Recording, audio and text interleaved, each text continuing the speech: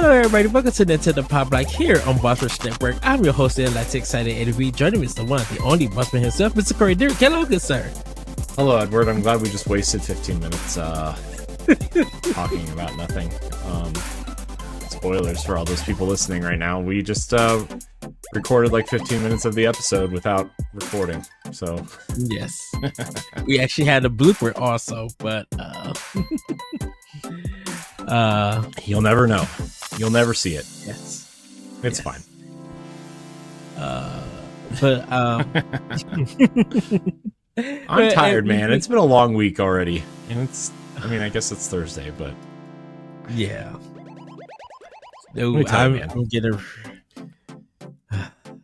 getting ready for my 4-day, then 1 day, and then my 6 days, and I'm just like, work is about to be cuckoo crazy. And I just realized that like next week is Tokyo Game Show. Oh, actually, by the time you guys see this, it'll be the week of Tokyo Game Show, and I got like 4 interviews that I got to transcribe. So I can have it ready this week to celebrate Tokyo Game Show. So I'm super excited for that. And I got one that's out, and I'll talk about that a little bit later. And then I got some show and tell. Me and Corey was talking about some things, but yeah, we were. Before I realized we weren't recording, I was telling Ed that I did something this week that I wasn't sure if I was going to or not, and I've been talking about it for years. But Corey, what did you do?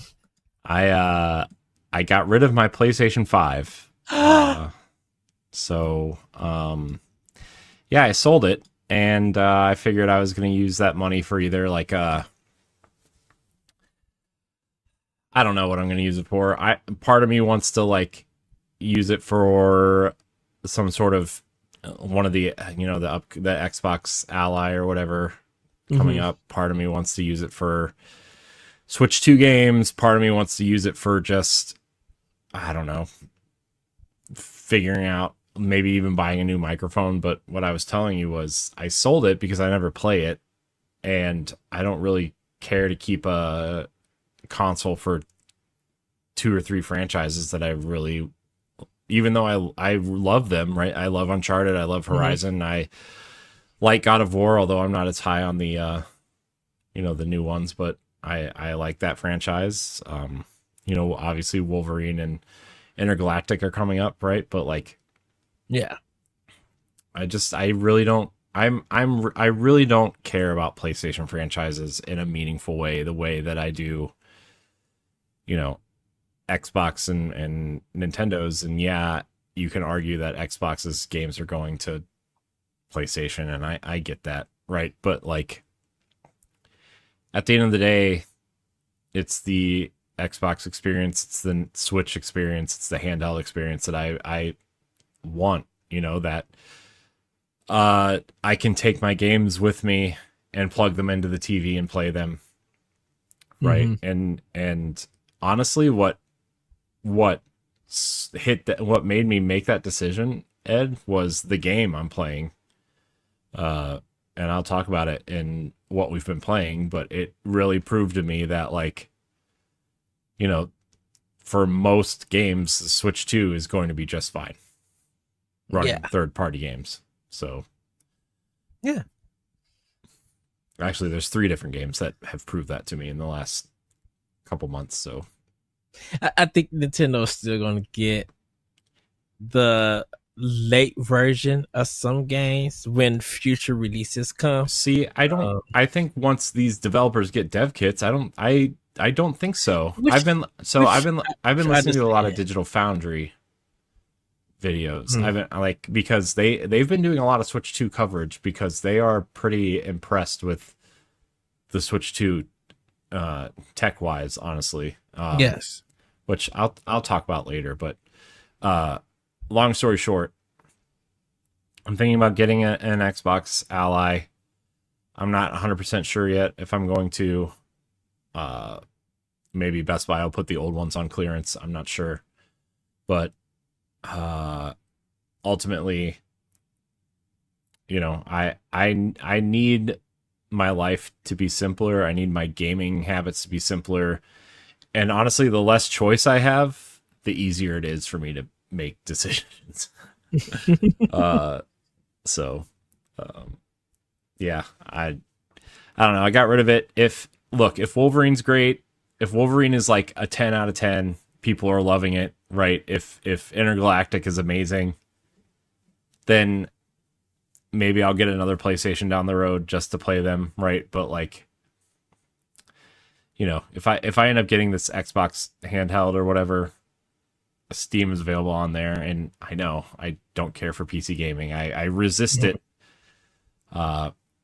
You know, after LaRon and our friend Todd Oxtra, previously of Secret Friends Unite, Todd is out on a new adventure, so very happy to hear him talk about it and be out there. So go support at Todd Oxtra on Blue Sky and T Oxtra on Threads and Instagram. Go support him.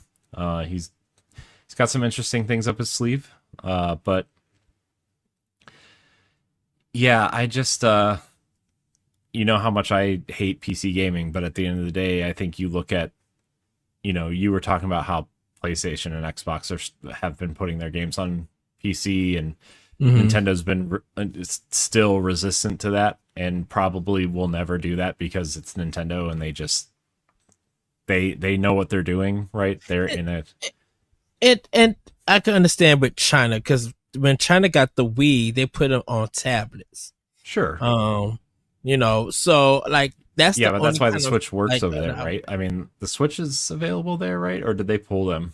I don't know. China's strange.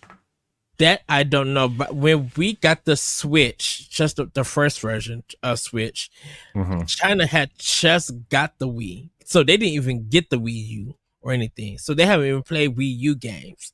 Yeah. But because they are so, you know, when it comes to gaming, there's such a PC gaming community, you know. I don't know how PlayStation, Microsoft, and Nintendo does it there. Okay, Microsoft and Sony, because they're like on Steam or they got PC stuff versions of their games, they're probably doing all right in China. I don't know. Yeah. That would be something I would love to at least learn. I know PlayStation is trying to get a foothold over there, right? Because I mean, they have the whole China Hero project, right, where they bring games. I mean, Black Myth Wukong, it was one of those. Last Soul Side is one of those, right, where they find these developers there to bring their games over. There's a bunch of other ones too, right? But yeah, I just I don't know, man. I've just had this I don't know. I what I called it feeling before was purchasing paralysis, essentially, right? And like I just felt like I needed to reset myself, not just for gaming, but like I go through these mental states where like I feel like if I could just reset, right? Like I mean, I bought all new, like I was really proud of myself because I actually went and bought new clothes, right? Like I found them on Amazon and I bought them, right? And they just you know, were delivered. But like I found a company that makes undershirts that I really like, right? They're long enough, they're comfortable enough. I found, you know, t-shirts that I really like. I found button-up shirts that I really like. I was really like happy with myself of like I actually went and did that and I feel better and I cleaned out my closet and whatever, right? And I'm kind of doing that with other sections of my life too, right? Like gaming, I'm getting rid of a bunch of stuff. Like I'm just cleaning out. I'm getting rid of a bunch of like old toys and collectibles and stuff. You know, if I just need to like reset and kind of reevaluate how I'm doing things. Yes. So, and honestly, the PlayStation 5 was part of that. And looking at looking at how things are going, like maybe a handheld PC is a way to go, but Mhm. I don't know. I'm just like I was telling you before, I'm playing stuff on Switch and Switch 2, and I mean obviously it's been my primary place to play for a while, except for games like obviously Destiny is not there and a lot of exclusive games aren't there from other consoles, but I don't know. I'm having a tough time, Ed. I'm not gonna lie to you. Been really trying to fix my life. I mean, not that anything's like going terribly bad or anything. I'm just a little overwhelmed with a lot of things. It's kind of building up, So, Yes. anyways, I know people don't care about my personal life. They want to hear about games. So, Games. I'll stop talking about it now. Well, I mean, it's a interesting thing, and we're gonna get to the next session real soon. It's because like I've been doing some PC gaming, but it's been through the Xbox app. And so I've been doing like the cloud gaming. Before I got my TV, I got my TV now, so I'm gaming on my TV, but also gaming on my PC, like because I'm doing Octopath Traveler 2 for Xbox, but I'm playing it on my PC, because I believe that is a Game Pass title, but it's I believe it became a Play Anywhere title, because all the stuff that I'm playing. I think anything, if Xbox puts their game on Game Pass, I think part of the deal is that to put your game on Game Pass, it has to be a Play Anywhere title also. Okay. Which means like even when it goes off of Game Pass, you can still buy it on Xbox and play it on PC. I'm pretty sure that's how that works. Yeah, because everything that I have, like, it's not all my digital games that's on there. So previous games that's not the part of the Play Anywhere stuff is not on there. But some of the selected titles, like Expedition 33, Clear Obscure, is on there. So I could play, that. Hollow Knight is there, so I could play that. By the way, side tangent, Clear Obscure Expedition 33. There's another interview this month. They are seriously exploring a Switch 2 version of that game now. I read about that. Yeah. Oh man.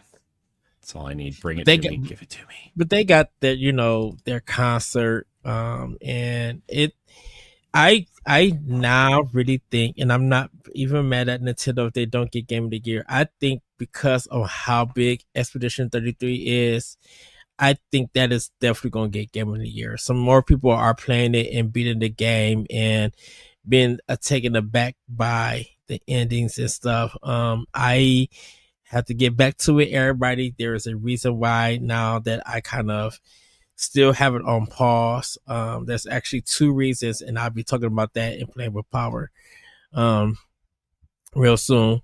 But yeah, it's kind of it's kind of weird in this gaming habit, because now that after the Nintendo Direct that just happened, it's just like I think more people are willing to get a lot of games on Switch 2. So if Expedition 33 comes, it's gonna be like, okay, is it digital only? Will the game get a game key card? Because if it does, then what does that do? Does that hinder people from purchasing it? Or do you just go full digital like the original version was before the physical version came out? Yeah. Yeah, I wonder what I wonder how that'll work. I mean, we'll talk about it when I get into Star Wars, but there's some interesting things about Unreal Engine 5 specifically that are still being worked on for Switch 2. Yeah. Right? Like they Unreal Engine 5 is like quite a few versions behind on Switch 2 than the other consoles, right? Digital Foundry did a really interesting breakdown of that because Borderlands 4 I think is on Unreal. Fortnite's obviously on Unreal, and they're just, there are things you may or may not notice while you're playing, but when they point it out, you're like, oh man, that's very noticeable. Like in like especially like lighting effects and the way foliage moves, right? Like Yeah. there's just different things. The way foliage is actually rendered within Unreal, like it's like a static image from far away, and Hmm. then as you get closer, like you can actually and they showed this in Borderlands, right? And this is in all versions. This isn't just the Switch 2 version, but like as you get closer to the grass, like you can physically see the grass switch assets to and start animating, Yeah. as opposed to just being like a still image of grass. But yeah, Yeah. I think Unreal Engine is actually like a big hindrance for Switch 2, unlike Snowdrop, which is Ubisoft's engine, actually works really well on Switch 2. And Capcom's RE engine, I think they're making that adaptable to be on Switch, because we seen it with Monster Hunter Rise on Switch, and Well, I was just like, oh, go ahead. Oh, I was just gonna say, well, so a lot of initially people thought that like obviously ray tracing is becoming a bigger thing. I mean it's been a thing for a while, but it's becoming a bigger thing, right? Like Resident Evil 9 kind of revolves around it, right? It's good that you mentioned that, because and I know you're gonna talk about Star Wars Outlaws and how ray tracing plays a fact in it. But I remember when like Series X and PlayStation 5 came out and ray tracing was supposed to be the thing, and that discussion disappeared completely like after a month after the system's been out. Because I thought more games would be using it. I thought they would be talking about it. You barely hear it in any interviews. I mean, not interviews or reviews or previews or anything for those systems. So I wonder with Switch 2, is the discussion or topic of ray tracing going to come up? And would Ubisoft actually be the leading company for it? Yeah. It's really interesting to hear that ray tracing actually isn't the issue with some of these games. It's going to be how you manage assets and how it was really fascinating. I recommend everybody go listen to, oh man, by the time this episode comes out, it'll be 2 episodes ago for Digital Foundry, the one where they talk about Star Wars Outlaws specifically. But the way these games actually handle like how many polygons are rendered within some assets and how many, you know what I mean? Like it's stuff like that that's gonna, differentiate games, not if you have ray tracing or not, which is why I think Resident Evil 9 will be fine on Switch 2, right? Like as long as you don't care about, 4K, you can see her sweating through each bead of her hair, like on every strand of her hair, right? Like I think it'll be fine, right? Like yeah, I don't know, man. I think there's a lot of interesting things that the Switch 2 will be just fine. Oh yeah. And I think over time games are going to get easier, are going to get still look great, but easier to develop.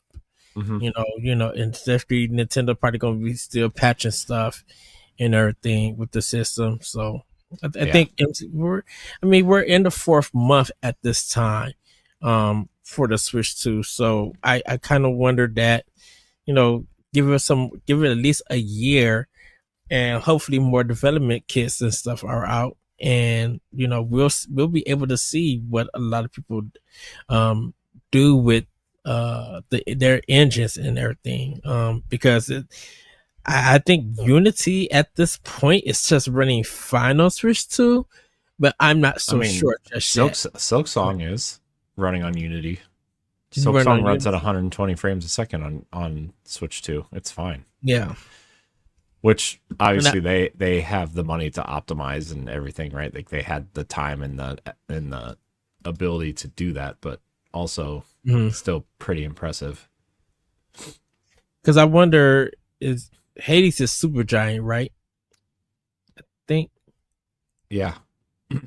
Yeah, and that because runs at there's this 120 on Switch 2 also. Switch to, yeah, but I don't know if they're using Unity also on that one. I think they used I feel like they used Unreal on the other. Hold on, let me look it up. What engine is Hades? Is Hades 2 made in? Because that'll be Hades out like 2, next week. Hades 2 uses Super Giant Games custom built engine, which was developed on Okay. top of the Forge framework, rather than a commercial engine like Unity. All right, so it's their own engine. Well, Hades 1. Hades was initially developed using Microsoft NXA framework, C++, but it is custom C++ engine built on top of the Forge frame. Okay, so it's the same engine. Yeah. So Super Giant just like, we'll take this, then make it our own. By changing thing. Which is fine, sure.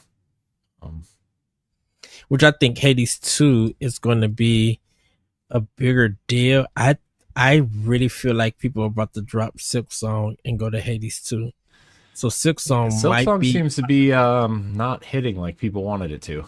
Not gonna lie to you. there's It feels that way. there's a lot of reasons. But I think that once people get their hands on Hades 2, definitely for Switch 2, and definitely when it comes out for PlayStation and Xbox a little bit later, probably by next year, I think Hades 2 might knock Silk Song out for Game of the Year nominations. If it does, I don't think Silk Song's getting nominated at all. Yeah. I mean, I'm not trying to be mean. I just feel like a lot of people have had a lot of issues with that game, and like people are gonna love it, but like I feel like there's been enough negativity around that game to where they're just be like, yeah, it's good, but yeah, better luck next time, I guess. So I don't know. It feels like the wait wasn't worth it in a sense. I mean, to be fair, the game is only $20. It's not like it's a $70 game that people are angry about. Well, yeah. I mean, $20 is. I mean, we've spent more money on that for worse games. I'm gonna be honest with you, but that's just it's just like yeah. But which I'll talk about playing in Power 2. But I kind of feel like if Hades 2 does it more than Silk Song, because I think Silk Song will get it because of the high reviews that it got. I think of Hades. Did it get high reviews? It got a lot of 10s. A lot of 10s and a lot of 9s. Video Games Chronicle gave it a 3 out of 5 stars. Yeah, I think that's the lowest right now. I mean, I don't know. I didn't really look because I'm gonna be honest. I don't care about Silk Song at all. I'm not gonna buy it. I don't care. There are people out there that are much more knowledgeable about Hollow Knight and Silk Song than I am, but I don't know. Just from seeing people we know online complain about it, makes me think that game is not all people wanted it to be, and that sucks for them. But that's what I mean. To be fair, that's what happens when you hype a game up. That you overhype a game and has set expectations for yourself that maybe shouldn't be set. I know it's the review everybody I am working on, and I've been thinking about like how I'm going to do this review in a sense, because I haven't finished the game, but I think I have enough idea of what to put in the review to cover to give my kind of final answer, like and score and everything. So I'm going to be working on that soon. I was going to try to get it out this Sunday, but I think there's a game review already planned for this week, so I'm gonna try to do it next week. Because right now I'm like in balancing mode for game reviews. I kind of decided to do 2 of them at this time. And I would talk about those and playing with power. But Corey, how about we get into some Snack-tendo? Okie dokie. All right. Sure. Yeah. Snack-tendo. Well, everybody, it's Are you going? Oh, oh yeah. It's time for Snack-tendo. So Corey, what have you been snacking on? Nothing, because it's Thursday.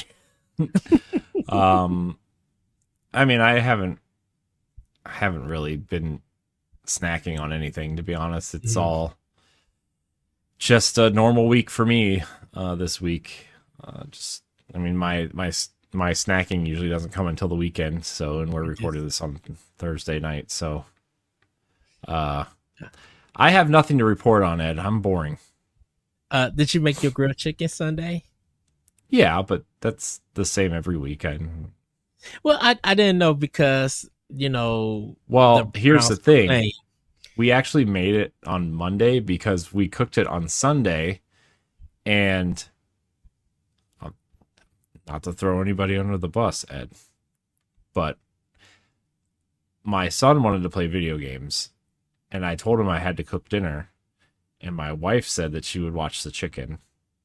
And so we went downstairs to play video games, and the grill partially caught on fire and burned the chicken. So we actually had to go get more chicken and cook it on Monday. So that was fun. Did you get anything extra while you was shopping? No, just chicken. Okay. Well, I mean, we usually do our grocery shopping on like Fridays. Like, Sana goes on Fridays and gets stuff, and then like we buy chicken separately because Aldi gets chicken on Sundays. So we go and buy the chicken on Sunday and cook it, so it's fresher. Maybe, I don't know if it really is or not, but that's the thought process, right? So, yeah, they usually go get it after Riley has ballet on Sundays, so they go get it after ballet. But yeah, that was the excitement of that story. Not super exciting. I wondered, have you ever snuck in like a secret like food item on the grocery list, like some I just or something? Gross. Oatmeal cookies, gross. I'll just use that as an example. Well, I'm telling you, it's gross.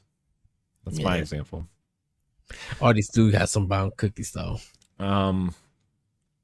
I mean, I usually, if I go grocery shop and like Sana gives me a list. I usually like go through the aisles and pick out things that I want that aren't on the list, but I don't ever like, I'm not like 7 and sneak like a pack of, I don't know, Sour Patch Kids into the cart thinking, nobody will see. No, I'm thinking more of like putting it on the list.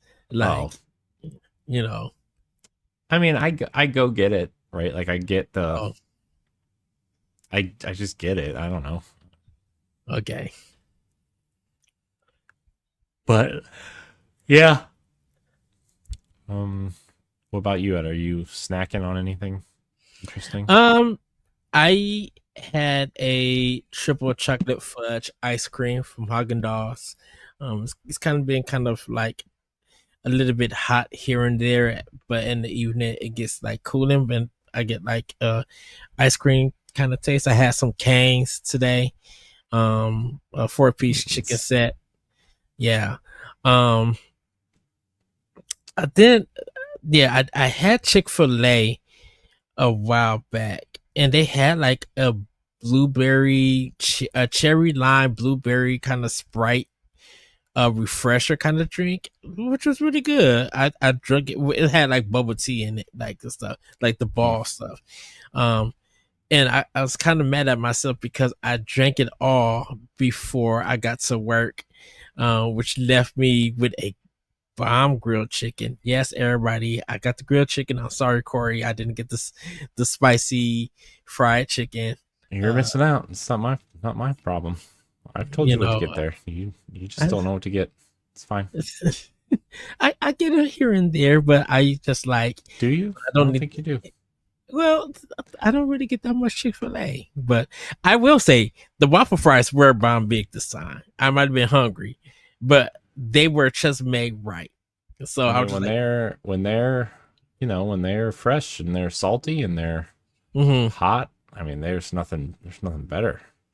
That I agree. I tried the Italian sandwich at Arby's. Not bad. Really good.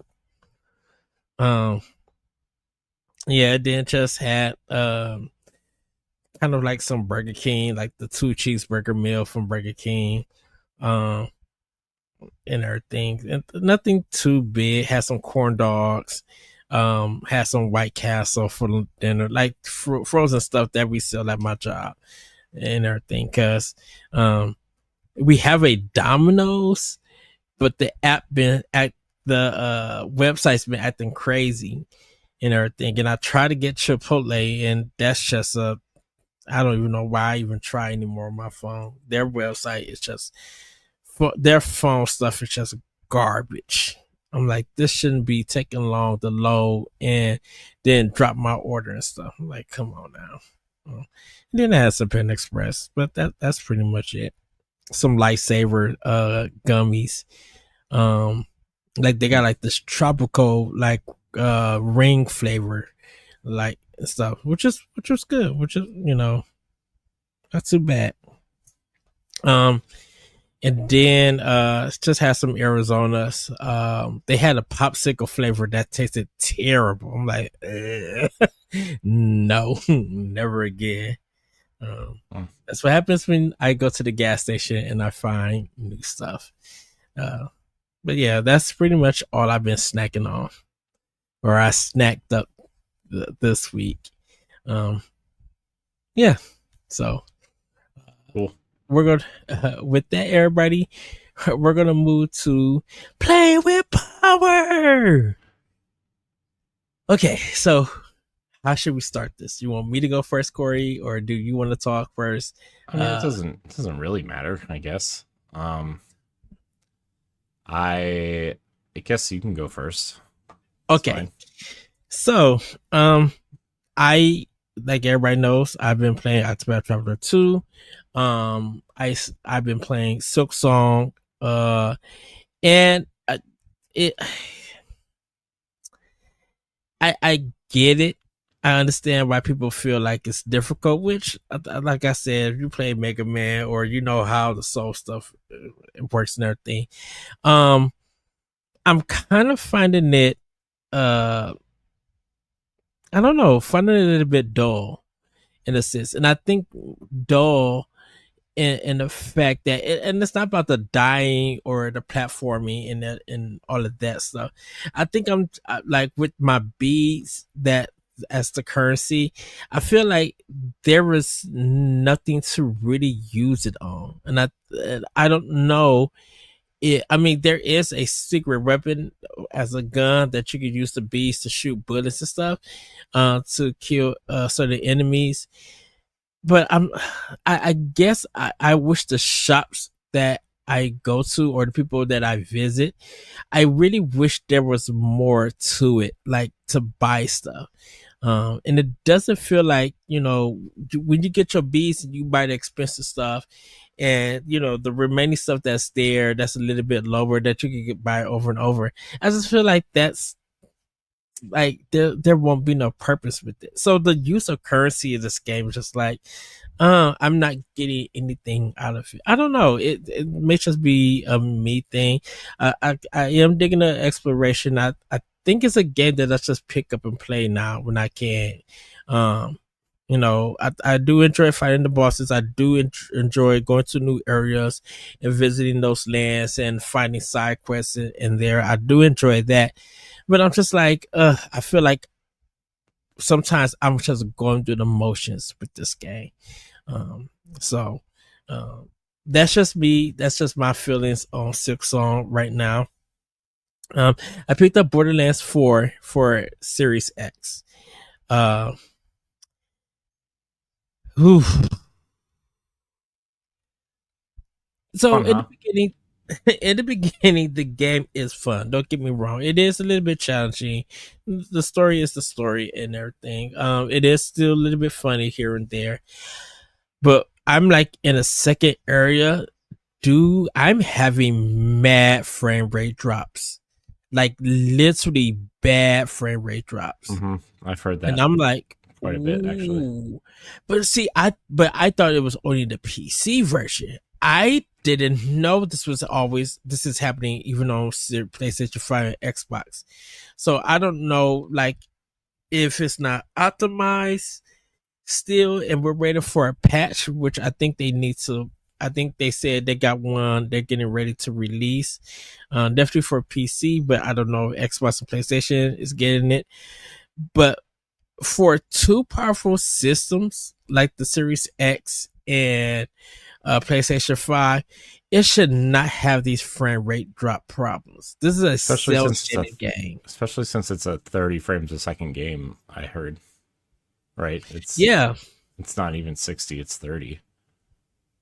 So it's yeah, that's because that's what Digital Foundry said in their video. So maybe I'm wrong, maybe they patched it, but yeah, because the Switch 2 version don't come out till October 3rd. I know. So I'm kind of worried to be like, if this game is playing like this, you cannot blame the Switch 2 or Nintendo if the game is not running properly. No, just ask for a refund. That's what Randy Pitchford said online. Remember? Oh, What a that what a what an odd human being. That's all. That's perfectly to put it that way. Yes. it's not magical. I mean, if you know that the game is having issues, you know, do like I'll give it to Gearbox today at the time of this recording because they did put out like a tweet or they did put something out to be like, we see that the game is having performance problems. We are working on it to get a patch, and you know that's Gearbox. That's someone at Gearbox that or probably on the development team that said that maybe their PR person or social media person, you know, came up with a thing. And like none of them probably can't say anything to Randy Pitchford because he's the CEO of Gearbox, you know. And you can't tell your boss to be like, hey, this is not a good look because you're going to affect the sale of this game that's coming out. You know, it would be fun for people who bought the product to be able to enjoy it and everything. So that's why when you were talking about Unreal 5 being used for Borderlands 4, I'm like, oh, that may be some of the problems then that's going on. Because I'm like, this is a cell shaded game, which is beautiful and everything, and it is fun. It takes a while to get to the fun and everything, but I'm like, these frame rate issues are hindering the game. I mean, and this very noticeable. And I don't know why like the first portion of the game felt like it's playable, felt like at 30 frames that you could just shoot, move and everything. And then I just get to the second area and the frame rate is just going cuckoo crazy. Just dropping almost everywhere. I wasn't even moving and the frame rate dropped.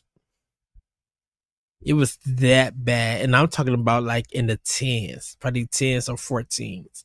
It was just like, oh no, this is not right. This is not good. So I am planning to do a review for that. But right now I'm trying to work on it. Get as far as I can before I write on it. I am waiting for a patch for it. Which I also got addressed with the Silk Song game because with the review for that is going to be like before the patch and then after the patch.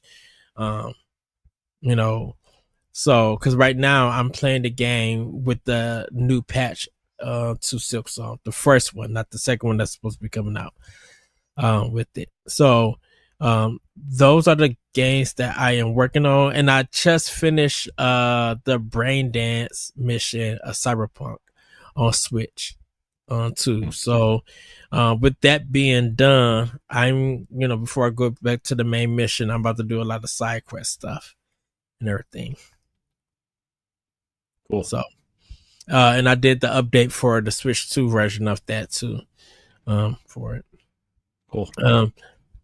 Yeah. So but yeah, that's what all that I'm playing. There were some demos that I also downloaded, but I'll talk about that next time. But Corey, what have you been playing with Power? Oh boy, so I've been playing so the first thing I'm going to talk about is a game called Wavetale. It's kind of like it's kind of like Wind Waker meets Rhyme. Remember Rhyme? Oh, I love that game.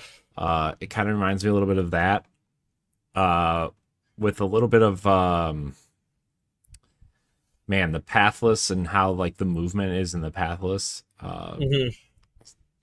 I've only played honestly only 45 minutes of it, exploring the first island, just kind of running around and learning how the movement works and everything, where you have a jump, you have a double jump, you have you start out with a fishing net essentially, but you can use it as a helicopter type thing where you can spin it and you kind of glide.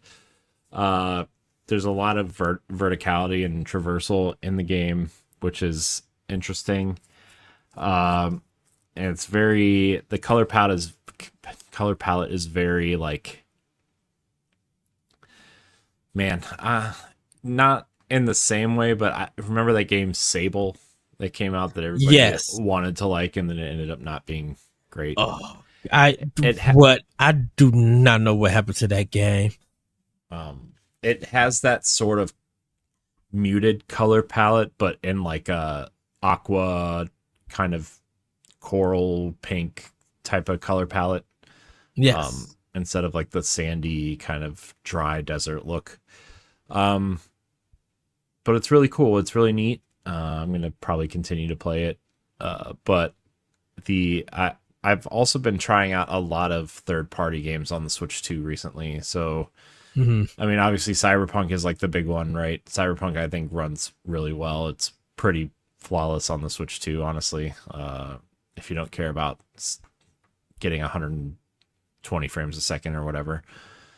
Graphically, it's a little rough, especially the player character and the character editing screen. But other than that, I think the game looks really good, really good.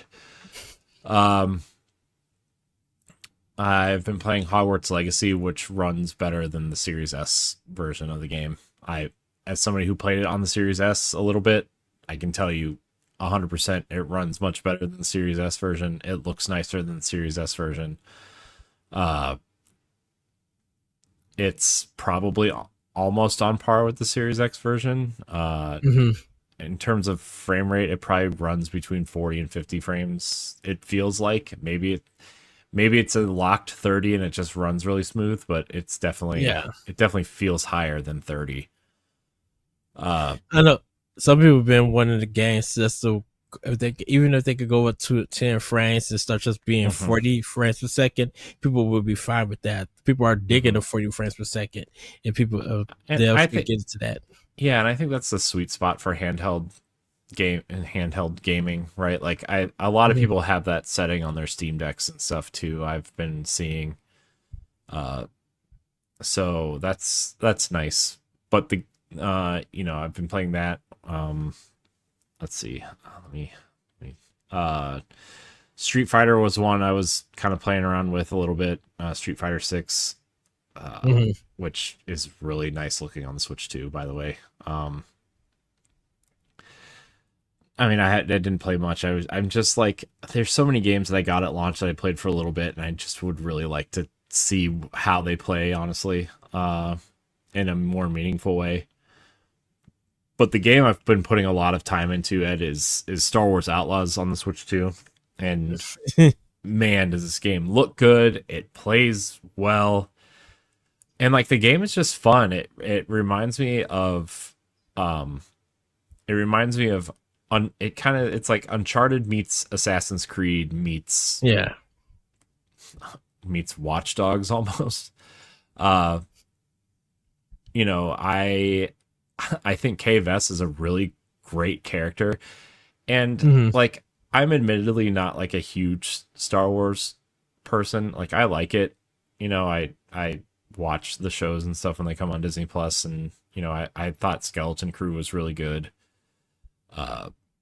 You know, Andor I know everybody loves. I liked it. I am not in love with Andor the way that other people are. It was really good. I understand why it's a good show. I just the whole like war theme of like it's hard to explain. I'm just not into it as much as other people are, but I thought it was really good. But I think like video games is where Star Wars has been the best in recent years, honestly. Like the 2 Star Wars Jedi games specifically from Respawn, and like now this game is really great. It's got smart writing. I think Kay Vess is like a snarky Han Solo type character without like it's that character but not ripping it off, if that makes sense. It's she's her own character in that vibe of like I'm going to be snarky but I have a heart of gold type thing, and like I just want to make a better life for myself, so I have to do all these dumb things to make a better life for myself. But she's awesome.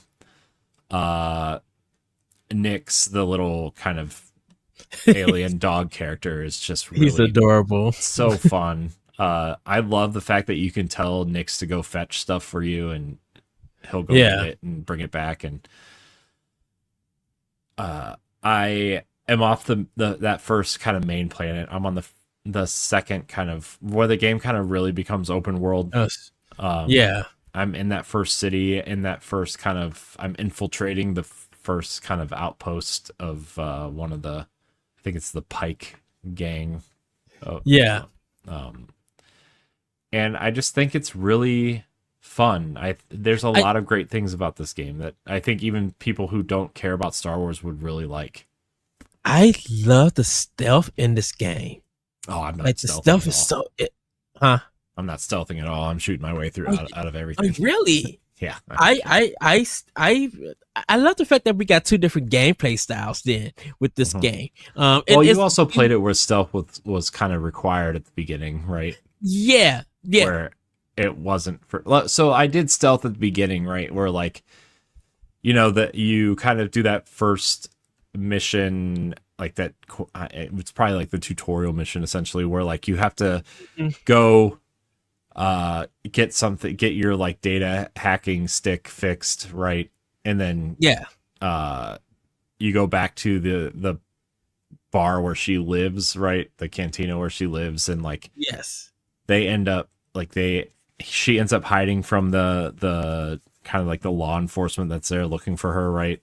And then there's that second part of that planet where you have to like stealth your way to the group of people that are supposed to get you off planet, but you have to do a job for them first, essentially, right? And the job goes. So I stealthed that, and I sort of stealthed getting into the building, but then once you're inside the building, I'm just like, nah, and they saw me, and I'm like, oh, I'm just gonna shoot everybody. But I think the shooting feels really nice. It kind of it really does have like it's not as strong as the Division. I would say probably more like a Ghost Recon-ish style shooting. Like that's how it feels. It even has like the mark mechanic where like you fill up this meter and then you can mark enemies and you can take them all out at the same time, right? They teach you that when you get to the second planet initially. I don't know, man. I'm really liking it a lot. It's really charming. It's not trying too hard to be Star Wars, but there's little things that you can appreciate in the world if you know Star Wars. It's really nice. It's really a nice change of pace for a Switch game, honestly. Mm-hmm. We talk about all these great games that came to Switch, but there's something like, and obviously like this is a kind of graphically pared down from the PlayStation 5 and the Xbox version, right? But like the ray tracing is there, and like it runs at a solid 30. Sometimes I think it runs higher than 30, but 30. Digital Foundry thinks it's locked at 30, which I'm like, oh, man, this is a really smooth 30. Yeah, I think fidelity wise it looks incredible. Like the lighting is really good, and like I was watching the Digital Foundry video that they were doing on this, and it's like the way they made cuts to make it work on the Switch 2, which like it's only like 20.9 gigs on the Switch 2. It's not a very big game. Right. But where they cut, where like you look at table edges and like there's not as many polygons, so it's not like a rounded edge. It's just kind of like a, kind of sharper edges on the tables. Or you look at an archway and it's kind of like, oh, that's not as round as it probably is in the other versions of the game. Or like some of the textures for things that are far away are like less polygons and everything. And it's just kind of like, which is something people probably don't care about.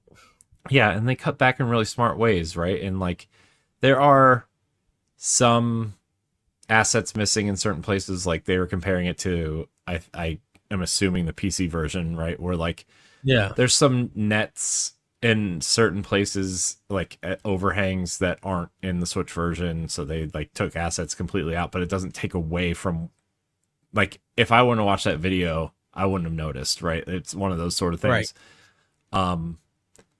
Obviously the textures on the characters aren't as detailed, but they don't have to be. Kay's hair is a little bit, it's not as flowy as you would expect it to be in other versions, but like it's not taking away from the experience. I think it looks really great, honestly. And kind of compared to the Xbox to PlayStation, I think the PC version, they had problems with the game. Like it had to get patched because they would have so many problems, and it feels like once that game got all the stuff that it needed, this Switch 2 version got those things, so people could play right out the box or right, digitally, wherever way that you got the game and enjoy it. And it feels like it's a good time because like so much was happening around the Xbox and PlayStation version that the game got missed. Because when it came out, we were at PAX. So it was just like, it's hard to go back and play with all of these other good games that just came out. And we just had 4 days of playing demos and other games and stuff. So it kind of feels like at this time, while, even though the holiday is coming, while it's still a little bit quiet because it's 6 on is out, this is a game to pick up definitely for those of the, all the Nintendo players in the community and people who just like games in general, who want to see, like, I want to see how the Switch version play. And hopefully this will get Ubisoft. Hopefully this game get good sales and have Ubisoft thinking, you know what, maybe we'll return the Outlaws and do a sequel. Well, what this also like gives me hope for is like we've been waiting for stuff like Assassin's Creed Shadows to come over, and the rumored Black Flag remake, which is coming, right? It's the worst kept secret in games right now, I feel like, which we'll talk about later. They're changing it in some pretty drastic ways, which I'm kind of excited for. But big games like that are going to make their way over and transition really smoothly, right? Because especially from Ubisoft, because Snowdrop Engine is very, it seems like they figured it out, right? So I'm wondering how some of these other engines are gonna perform on Switch 2, right? Like the RE engine is clearly working on Switch 2, right, with Street Fighter 6 being kind of the test case, I would assume, right? It looks and runs really nice. Like Street Fighter 2 or Street Fighter 6 is indistinguishable from the PlayStation version that I've played before, right? It's honestly probably some assets in the background are running at lower frame rates. It's probably, I don't know, 1440p instead of 4K or whatever, but it's running at a 60. You know, the animations look really nice. It might take a couple seconds longer to load, maybe. Yeah. You know, I mean, but it has me really excited to see, you know, once third-party games really start making their way over what they're going to be and what they look like, right? And it makes me want to, like, check out games like when 007 comes out, right? I know Hitman had a rough launch, right? But I feel like that's just because they probably didn't get a dev kit early enough to really, you know, and honestly, they probably should have delayed it, but yeah. I don't know, 007, I'm excited to play on this thing. I'm excited to check out the Yakuza series on here, which I don't know if you saw. It's not in our doc, but it seems like the next Yakuza game is going to be announced at Tokyo Game Show, probably at the Xbox presentation. It's going to be the Kiwami 3, I think, is what they said. Yeah, something got leaked about it. Like they kind of announced that they were doing like a Yakuza, and they was doing like the Dragon 3. Somehow got like announced and stuff. Yeah, so or leaked. It kind of makes me want to go back to those. I'm trying to see what else you know, it makes me really excited for Final Fantasy 7, honestly. So yeah, I was almost tempted to buy Madden also because it's on sale. Oh wow. Because I just want to know how EA is using Frostbite on here, you know, because that's what those games run on, and it has me really interested to see how different engines work on this architecture, because it's very different, right? Sega's clearly figured it out. Square Enix is clearly figuring it out. But yeah, Star Wars Outlaws is really good. I am really sad that it did not sell well, because I mean, I think it didn't sell well because Star Wars isn't as popular as it used to be, and also like Ubisoft games have the tendency to go on sale soon after, so people don't buy them right away. Yeah. So that probably hurt it too, but it's a really nice game. It's a really good game, and it has like the flight stuff from Starlink in it. Which was really interesting. They're finally utilizing that tech that they showed off in the Beyond Good and Evil demo, 2 demo all those years ago.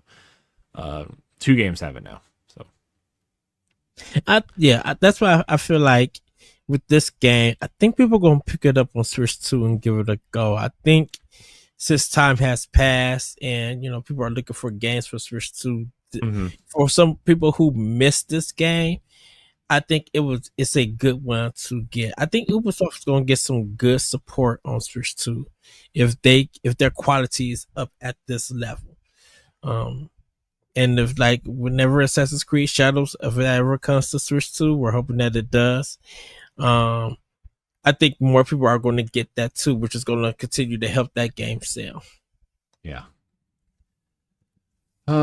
So sorry. I just I hope people buy it if you're interested. It's $39.99 on Switch 2, as opposed to it's still $69.99 on Xbox, I saw. So the gold edition on Xbox is still $120, where this version is $60 for the gold edition. Yeah. So if you want to try it out, this is the cheapest way to do it. And to let everybody know, Corey got the digital version and I have the game key card version. So yeah, and that's the other thing too, is like, I know people are complaining about game key cards a lot, but Ubisoft came out and said that there's like a meaningful reason why they couldn't use the cartridges, and that's because the way that Snowdrop works and the way they stream assets in the cartridges, the read write speed on the cartridges is too slow. Yeah. And so some outlets started doing like loading, like started doing like load time tests on games on cart versus games digitally, and the cartridge games all loaded slower than the digital versions. Yeah, because definitely, with the game key card, because this is my second one. Like, just even installing it doesn't even take that long. And so when I'm playing it and I'm going to different areas, stuff just been loading like it was a real game on a cartridge. Like, I haven't had no problems with the game key card thing. And I think that's the route that Square Enix is probably going to go for a lot with it, because Dragon Quest 7 is going to be game key card. Octopath Traveler 3 is going to be game key card. So, like, if these big games, even from Square Enix, is going to be coming to Switch 2, and that game key card fixes a lot of these issues, I think people will be like, well, we're going to go digital, or we won't play the game. But I'm just like, well, if you get the game key card, it's still going to load, and it's going to, every time you pop that game key card in, it feels like it's the physical game is on it. Well, so Digital Foundry, I know I keep bringing them up, but they keep making good points. Where like, but Digital Foundry is the stuff that everybody needs to watch. I know, we've been watching it. They brought up a point where, like, I know you were a big PlayStation 3 person. Remember when they they had required installs of the disc onto PlayStation 3? Yes. What if they put the data on the cartridge and still made you install the game to the drive in the Switch 2, but the data was still on the cartridge, right? And you just had, it was like a mandatory install for certain games. That way, like, it could read write off of the drive in the Switch instead of the cartridge. And that way you could kind of have your cake and eat it too, essentially. Right. So I don't know. That was a solution that they came up with, and I thought that was a pretty nice compromise, honestly. Yeah. But oh, go ahead. Oh, I know that certain games are just too big to fit on the cartridge from third parties, essentially, right? Like Final Fantasy VII, like, is on a game key card because it's 90 gigs, and the game key and the game carts are only 64 gigs. Yeah. So there's that aspect of it, but. And I know they was just, I think one of the guys from Capcom, or former member of Capcom, was talking about the game key cards, and just like, this is a good business thing for Nintendo, because they're trying to fight piracy and everything. And if you were living in Japan, Nintendo had a lot of piracy, definitely for their handhelds, like for DS and 3DS. Right, like but all Nintendo cards. games are on the carts. Like, oh yeah, I mean, I understand that, but Nintendo games are on the carts. So I don't know. Anyways, I don't know. I don't know. I'm kind of like tired of hearing about the game key card thing. Honestly, I don't really care at the moment. Mostly because if these companies go out of business, right? Like if Nintendo or any of these third parties go out of business, there's something probably majorly wrong going on in the world besides the cartridges. Yeah. So I'll worry about that when the end of the world comes, but also, like, I'll still have my Nintendo physical games to play. So I just have to make sure there's power somewhere to charge it. Pretty much. Charge up those battery packs. Those like travel battery packs for the tracks for the end of the world. Well, Corey, I have some show and tell. Do you have any show and tell? Anything? I don't think so. I showed off my fireman figure last week, right?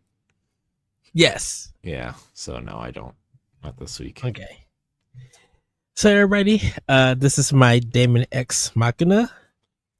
It comes with the game, full color 112 page art book, a 3D acrylic diorama, original soundtrack CD, 3 emblem patches, and 3 fight T keychains.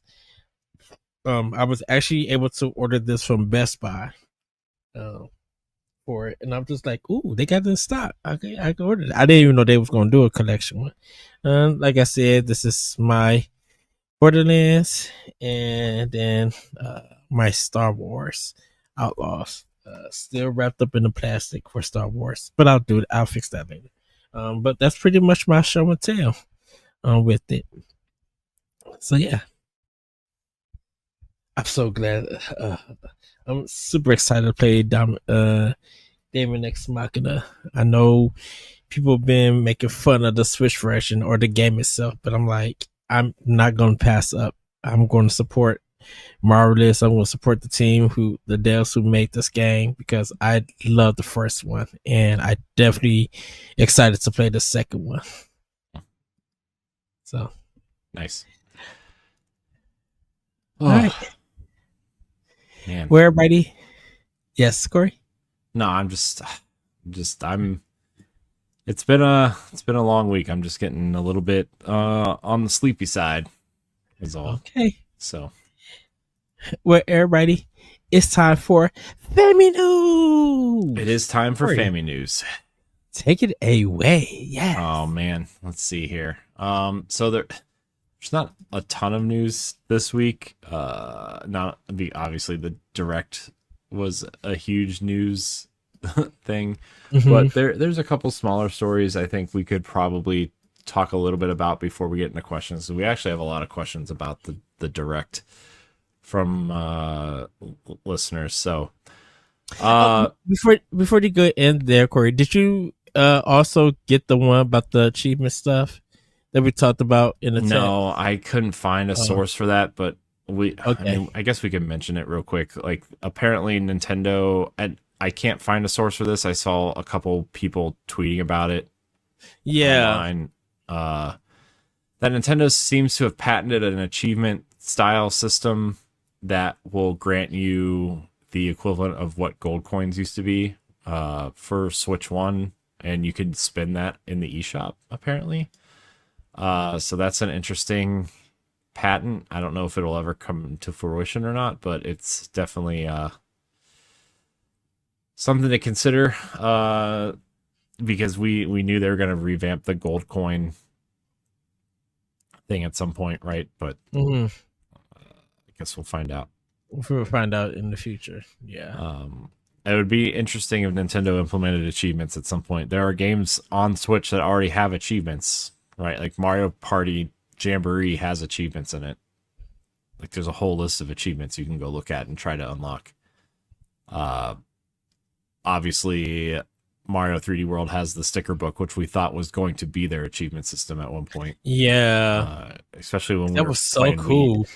Like, they had it in that. They had the stamps in Twilight Princess HD, right? Yes. I think Paper Jam on 3DS had it, right? Like, there were a few Nintendo games that had it, and we thought that was going to be it, but apparently it is not. So, yes. I don't know. I guess we'll see. I think if anything happens about that, and we'll jump into our first story real quick, Corey. I think if anything happens, we'll probably find out next year for a direct. And it'll probably be more information on the Nintendo app, like the Nintendo News app, or the Nintendo Today app, I should say. We'll probably find more about it, but yeah, I think that's probably something for later on next year. Yeah. So, I guess we'll talk about the news now. Yes. Since that's happening. So our first story, Ed, comes from a trailer that was released that I assume more characters will be announced at New York Comic Con later this month or early November. Or I don't remember when it's coming out. I don't remember when it is. I think it's late October. But along with the Black Panther Captain America game that looks awesome. I don't know if you saw the leaked gameplay footage that came out of that today, but it looks amazing.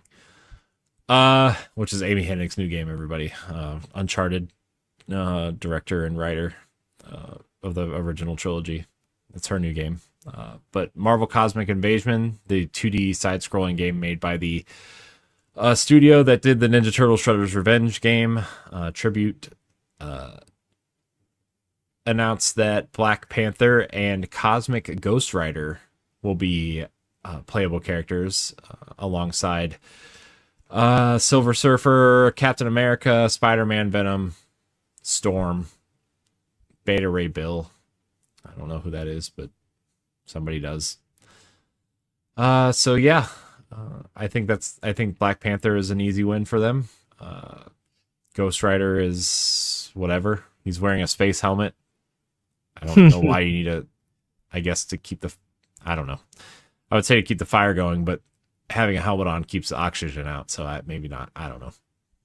Ghost Rider's a weird character, but this game looks cool though, Ed. I'm really excited. Miles is also very excited, my son. So I think it's going to do good in sales. A lot of people trust .mu and the designs. They've been on the roll with a lot of their games being released. I'm super excited because everybody who knows me knows that I love beat 'em ups, and I cannot wait to play this game. Yeah, I'm super excited for this. That's cool that they got Black Panther in this one and Ghost Rider in this, because it's been a long time since he actually been in a video game. So to have him in this one, it's super cool. Yeah, super cool. I'm probably going to start off with Storm when I play this game. Yeah, Storm is awesome. I recently we rewatched all of the X-Men movies, which take that how you will, I guess. I love 2. I think 2 is still the best. Yeah, I just Halle Berry is Storm, man. And also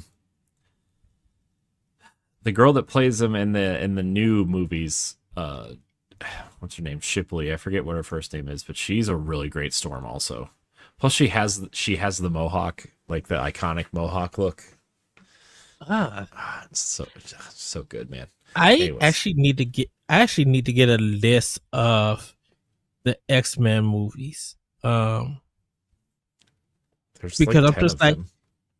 I know there's some that I'm missing, and I'm not talking about like Wolverine and Captain America, like the solo ones. I'm not talking about just the ones that's under the X-Men banner. I'm like, I need to see which ones I seen and which ones I haven't. So there's the original trilogy, right? Yeah. So 1, 2, 3. There's First Class, Days of Future Past, Apocalypse, and Dark Phoenix. I think Apocalypse and Dark. Yeah, I think Apocalypse and Dark Phoenix I haven't seen. Mm-hmm. And then it's not technically an X-Men movie, but the New Mutants is also out, which is like a kind of like an X-Men horror movie. Okay. It was way better than it had any right to be, but that was like the last of the Fox X-Men movies. And then obviously like the Deadpool movies and stuff too, but yeah. Whatever. That one I need to buy there because I haven't seen them. Yeah. Still Deadpool versus Wolverine, such a good movie. Super funny. That movie was really good. Just enjoyable to watch. Yeah. I really liked that movie a lot. It's gonna be a while before I watch it again. Not that I like. I don't know. There's like a. I think. Let me see. Let me back up a little bit. I think so. Hugh Jackman, like Wolverine, is like one of my favorite characters, and I think Hugh Jackman is like. I know it's different from the comics, but he's like a really great, iconic Wolverine, right? Yeah. And I think that's great. I really like the Deadpool character, but it's like one of those characters I have to be in the mood for, right? Even though Deadpool is like probably one of my favorite characters at this point, I just like I have to be in the mood going in to be like, okay, it's going to be funny and quippy and probably take it a step too far to where you're almost annoyed, but still really funny, right? Because that's just Deadpool, and that's also just Ryan Reynolds, right? Like, yes. But yeah, he knows how to be unserious. Yeah, and I think that's great. There are just certain times where I'm just not into that, and right now I'm just not into that. But I still think Deadpool and Wolverine's probably like maybe a top 5 Marvel movie for me, honestly. Still think that movie's really good. I know I mentioned X-Men 2 it will be mine. Punisher Warzone is one. The Wolverine when he was in Japan. I think it's called the Wolverine. It is. That one was so good. That one's probably my favorite of the solo Wolverine movies. Captain America 2 Winter Soldier was a really good one. That's my favorite one, I think. Winter Soldier is my favorite one, I think. Dude, that mug was so action packed and the fights were just like perfection. With it. And then like Deadpool versus Wolverine would be probably one of them, so that would probably be my 5 with it. But I know people are just like Punisher Warzone. I'm just like the style, the lighting, the deaths, the action, like it was. And then when you hear the behind the scenes story of it, you'd be like, oh, this is even more enjoyable. Yeah. I also really I wasn't, I don't know, I haven't really been into a lot of the TV shows, right? Like I really liked WandaVision. I really liked Falcon and the Winter Soldier. I actually really liked Miss Marvel. I thought that show was like really, really good. Yeah. And like I really enjoyed the new season of Daredevil. I'm not really into everything else. I never even watched the second season of Loki. Right. I barely finished Echo. I don't even remember Echo all that much. She-Hulk was what it was. I don't know. I wasn't into a lot of it. I wanted to be. I really did want to like a lot of it, but I don't know, man. I just really didn't. Hawkeye was okay. It was pretty good. They did Iron Fist, right? I believe. It was part of the Netflix. You know what movie was really good though? Honestly, it was Thunderbolt. Was really good. I want to watch that. I heard it got so many great reviews, and it's just. I watched it on Disney Plus the other day, and it was really, really good. It just felt like, I don't know. Remember way back in the day when like the Avengers felt like a scrappy team that was kind of thrown together to fight the big bad.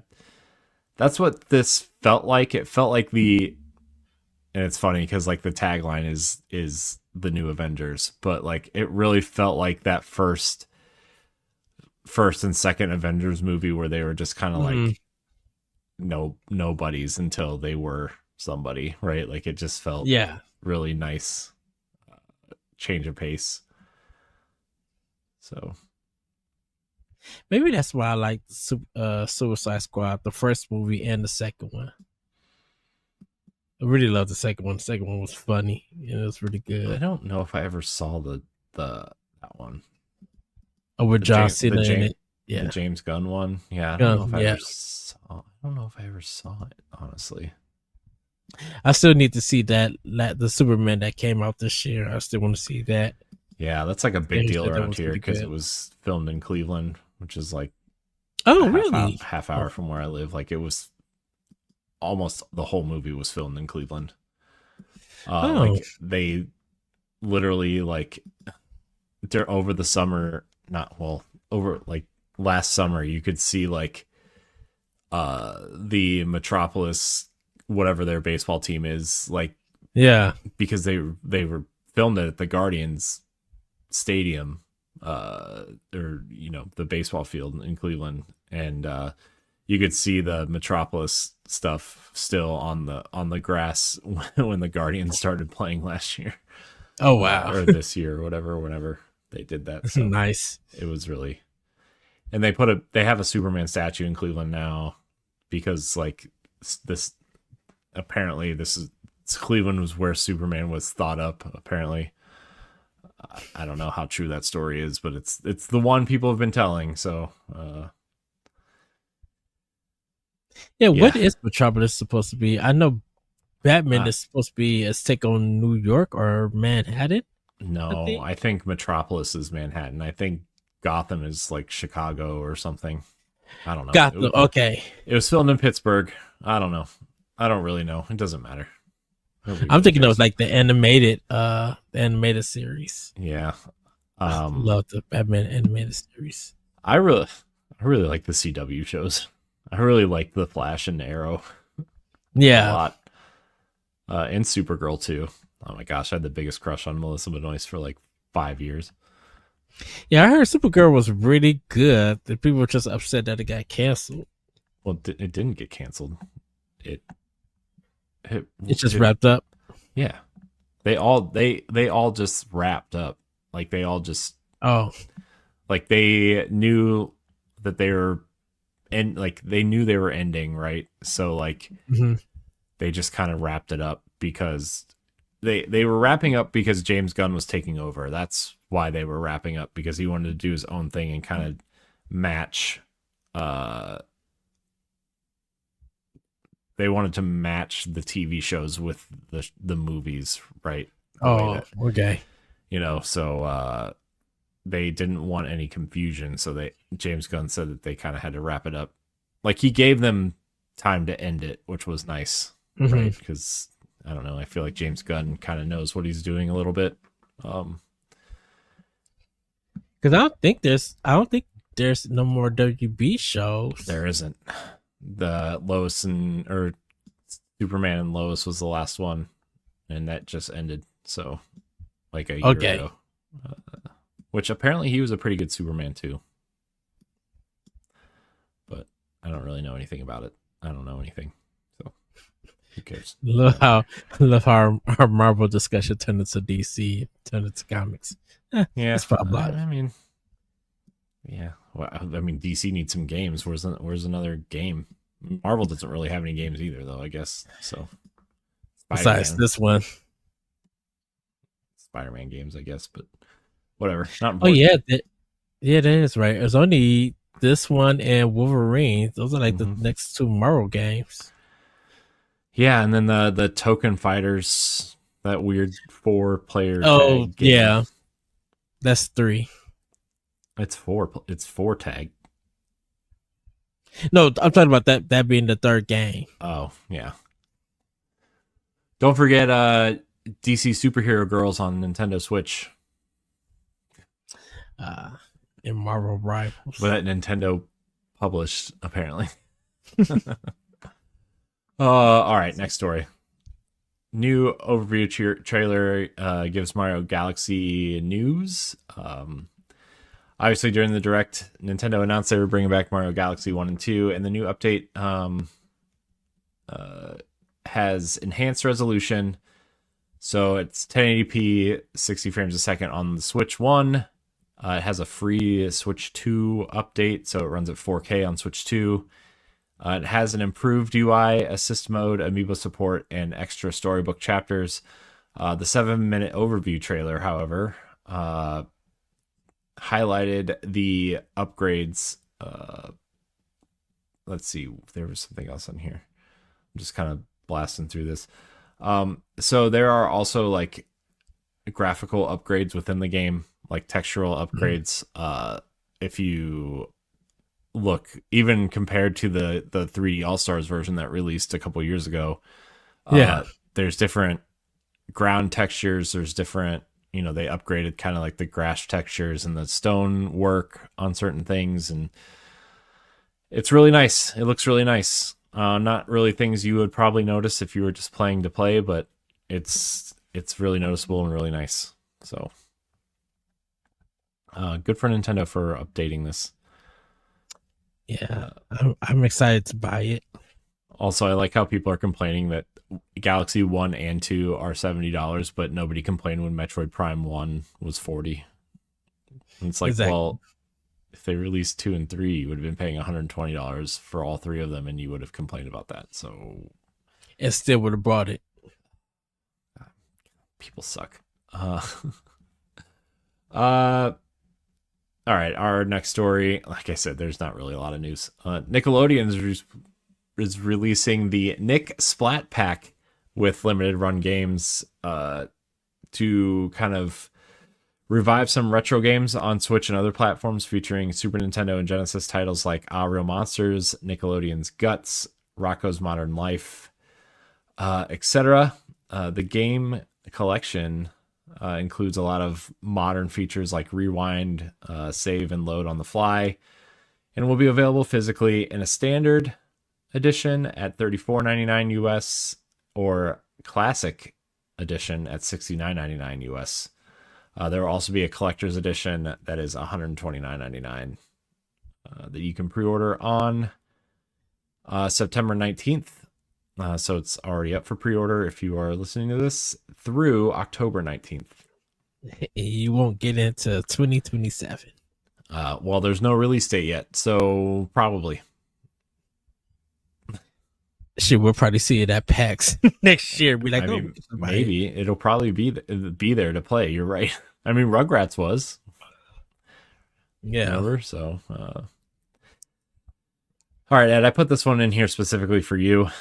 Hideki Kamiya and Kento Koyama talk Okami 2 and the potential of working on other Capcom IP in a recent interview.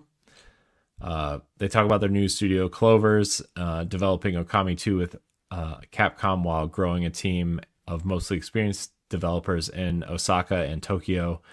The game is funded independently. The studio benefits from Capcom's operational support to use of their engine. So it seems that Okami 2 will be using the RE engine, and collaboration with other experienced studios, allowing Clover to focus on creativity and building a cohesive, like-minded team. Kamiya emphasized the importance of protecting staff amid industry layoffs, contrasting Japanese publishers' patience with innovation to Western publishers' pressure to finish products. While their current focus is Okami 2, Clovers aims to expand in the future, potentially working on new IPs or additional Capcom projects, with success measured by both critical reception and fan satisfaction. Everybody's waiting for them to do Devil May Cry 6. I mean, yeah. I don't know. Oh, go ahead. Go ahead. Go ahead. You go ahead. I was just like, I don't know. It's been a while since Kamiya have returned to stylized action. Because I think the last one he did was Bayonetta 1. I mean, he overseen like Bayonetta 2 and maybe Bayonetta 3, but like, well, I think he was like the producer of Bayonetta 3. Didn't he leave like before that game was released? Did he leave before or right after? He left before, because we didn't have we didn't have no information yet besides that one trailer, and then he had left sometime because I know his the Xbox game that got canceled was supposed to be him returning back to it. Mhm. Yeah, he mentioned But scale I down think, in this interview too, but I just left that out. yeah, yeah. After that game, I guess he just like, yeah, I gotta head out from Platinum, and everything. Because I think if he would have stayed there, um, I think he probably knew. I have a feeling that he knew about Ninja Gaiden 4, um, and he probably didn't want to touch it because of, that's not his series or anything, and I think he doesn't have nothing against Koei Tecmo. Well, probably between Devil May Cry and Bayonetta, like he probably just doesn't want to touch have it, a third kind of game. Like he probably doesn't want to be, lack of better terms, like typecast like actors when they're typecast, right? Like he probably Mhm. just doesn't want to be that because he already kind of is that, right? Like we don't, when we think of Kamiya, we think of like, we don't think of Okami straight off the bat, right? Like the normal person, they Right. think of Bayonetta and Devil May Devil May Cry Cry. and even Beautiful Joe to an extent, right? Like they don't, Okami is kind of like the last thing normal people think of if they even think of it at all. So I wonder, did he direct Freedom for Joe too? I don't know.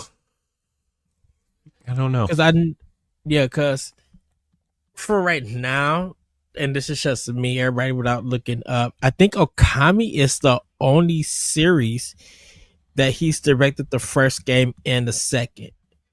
Normally a lot of games that he has released and touched, um, he didn't do the follow up or the sequel to it. Mm-hmm.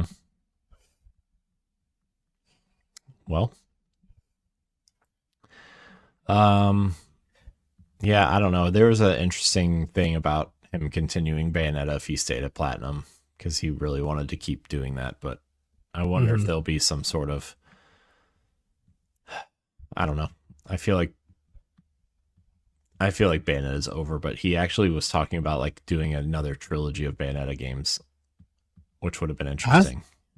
I think he will. I think with Bayonetta, um, I I mean, think the team is going to get focus. I wonder at this point if Nintendo really wants another Bayonetta game, right? They could just straight up license that again from Sega, right? Like they have Right. been, and say, look, either we have Kamiya and Clovers do it with in partnership with Capcom, or we have Platinum do it, and it might not be the same thing, but also like it could be interesting to see a different perspective on this character, right? So I don't know. I feel like Bayonetta will come back at some point. I don't know who's gonna do it. It, By the way, I was, I did try out Bayonetta 3 on Switch 2. uh-huh. Dude, it runs so much better. Oh my gosh. Uh, anyways, Because I think because Clovers and Platinum could still work together. Platinum could do Astral Chain, and Clovers could do Bayonetta 4 mm-hmm. if it was a lot. Because I'm assuming Clovers is independent. Is an independent studio, I believe. Well, they said that they were running. Uh, they were. Sorry, I need to scroll back up. They They're are self funded. funding. They're funded independently, but have the benefits of Capcom's operational support. So, I mean, I Capcom's probably helping, produce Mm-hmm. and obviously publish Okami too. Nintendo would be like, yeah, let's give. I'm like, yeah, we're gonna still throw some money at you, Platinum, but Kamiya, we know you. We're gonna still throw some money at you guys to Mm-hmm. make a game for us. Yeah. So that's Okami 2 will probably come to Switch 2.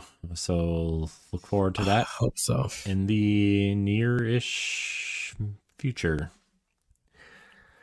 All right, our last kind of major story here, Ed. New information is leaked about Assassin's Creed 4 Black Flag remake, and it's pretty enticing. The rumored Assassin's Creed Black Flag remake reportedly targeting March 2026 release. This feels like a Game Awards announcement. To be honest with you, this really feels like a Game Awards announcement. Said to have 4 hours of new pirate era content, including a section with Mary Reed. It'll introduce more RPG style mechanics like enhanced combat, inventory, and loot systems similar to the current RPG model of Assassin's Creed. Ubisoft Singapore is reporting leading development, which did Skull and Bones. So they clearly have ship combat down. Yeah.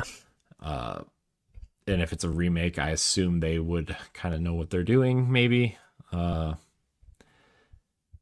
They are the leading development studio with support from other studios, while parts of the original present-day storyline are being removed and smaller islands are being expanded. The remake aims for a seamless sailing without loading times, and will use the Anvil engine for improved visuals.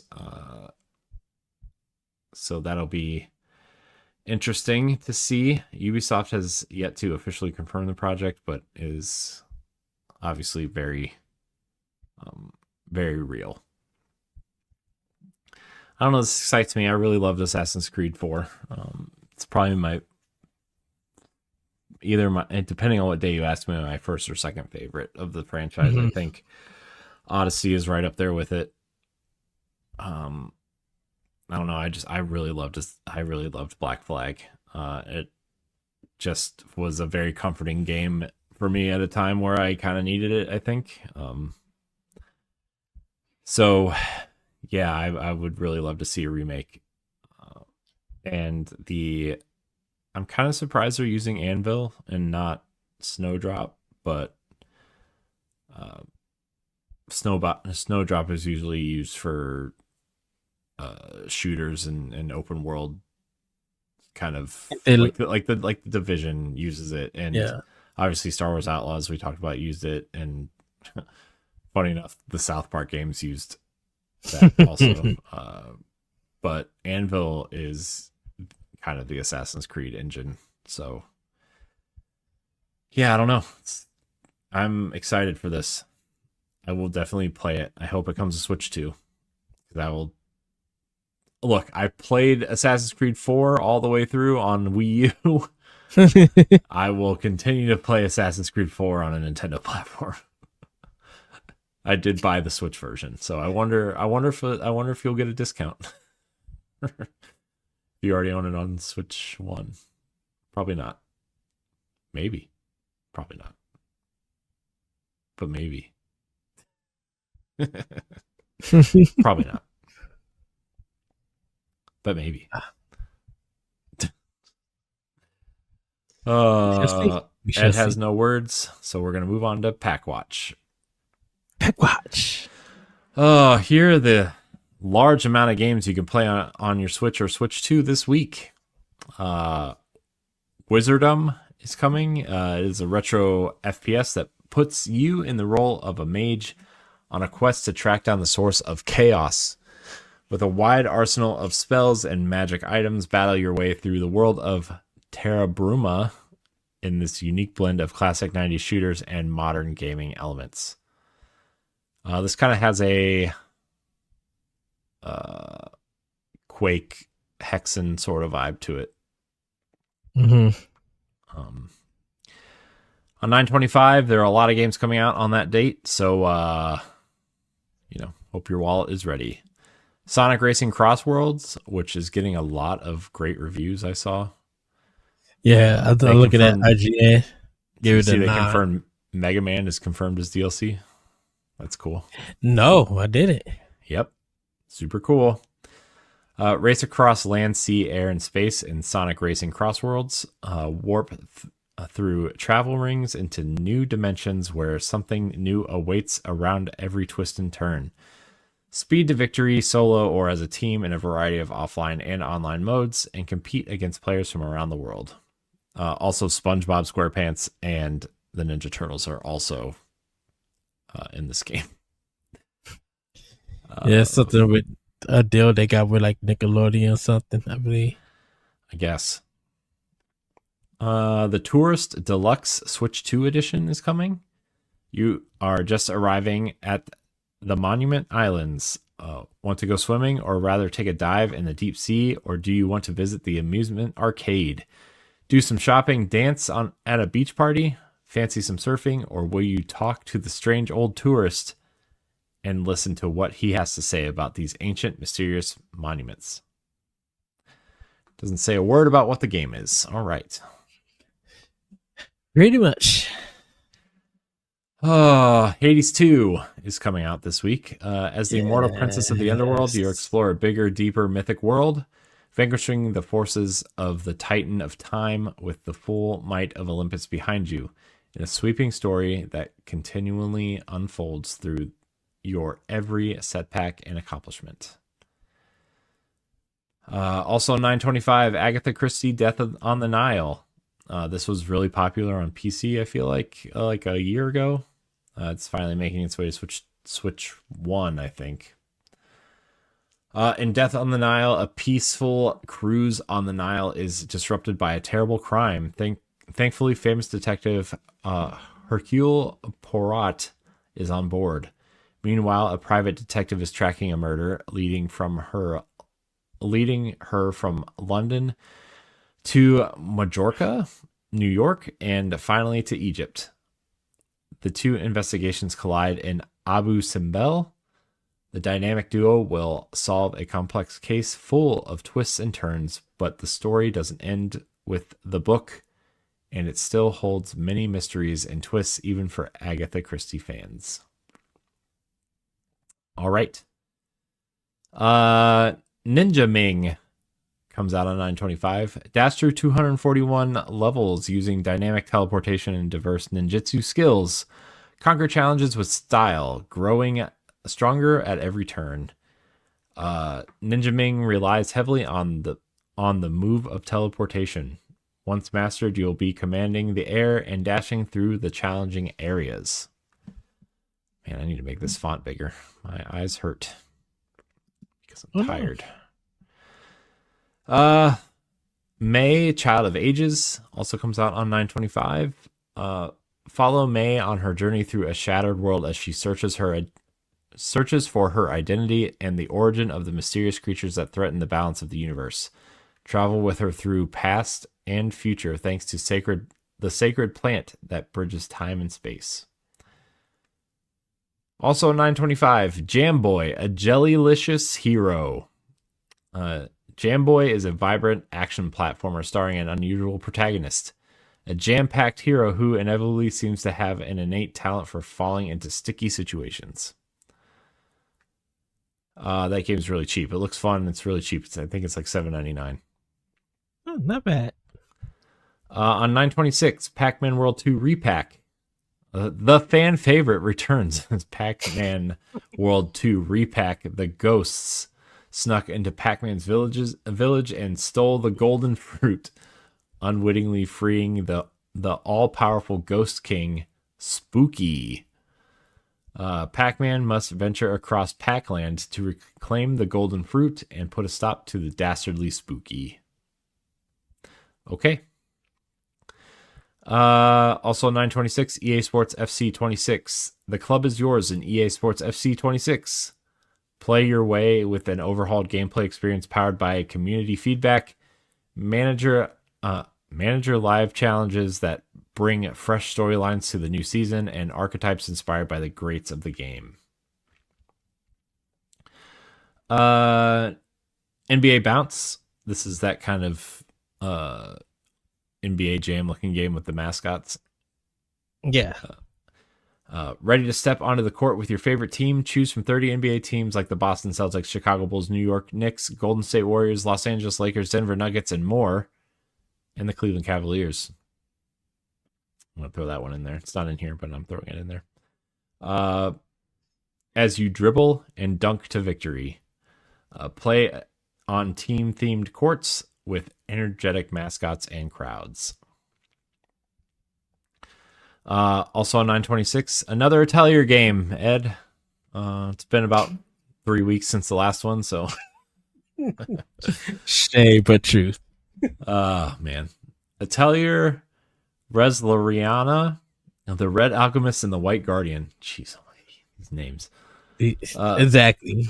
The story of two protagonists as they rebuild their hometown and seek the hidden truth, engage in timeline-based command battles, and enjoy the easy-to-learn yet deeply engaging synthesis.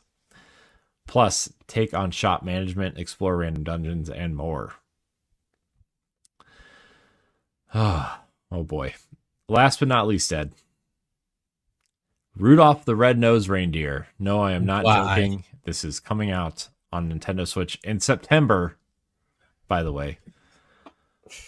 Dash into the enchanting world of Rudolph the Red-Nosed Reindeer and embark on a holly jolly quest to save Christmas in this magical adventure inspired by the beloved 1964 animated classic. I have no words. It's not animated. It's stop motion, but it's fine. Just throwing that out there. No shade, obviously. But yeah. Oh, shade. It's stop motion. It's not animation. Oh, boy. All right. Weekly updates, Ed.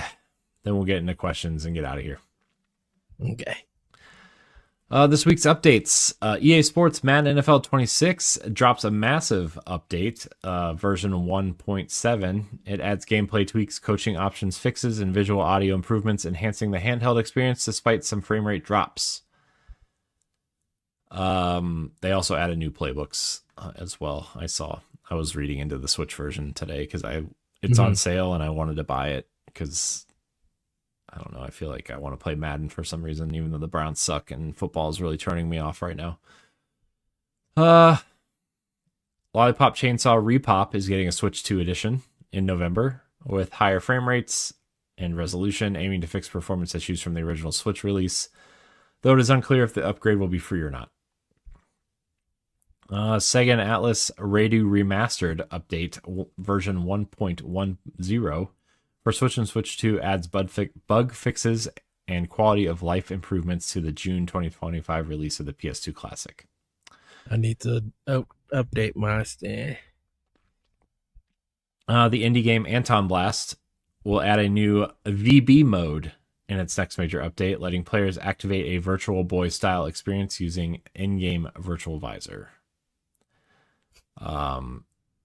Capcom has confirmed that Season 3 DLC for Street Fighter 6, starting with Sagat on August 5th, which is out already, followed by Viper, Alex, and Ingrid, each fighter supported by theme fighting passes offering rewards like EX colors, avatar gear, music, and classic games, while patches and character adjustments continue to refine gameplay across the roster.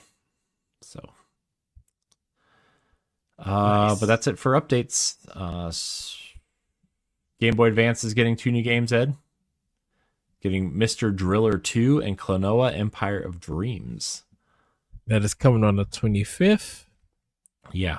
Klonoa on Game Boy Advance, I heard, was really good at the time. So it looks fun. I think that's worth checking out. Klonoa is kind of an underrated series, in my opinion.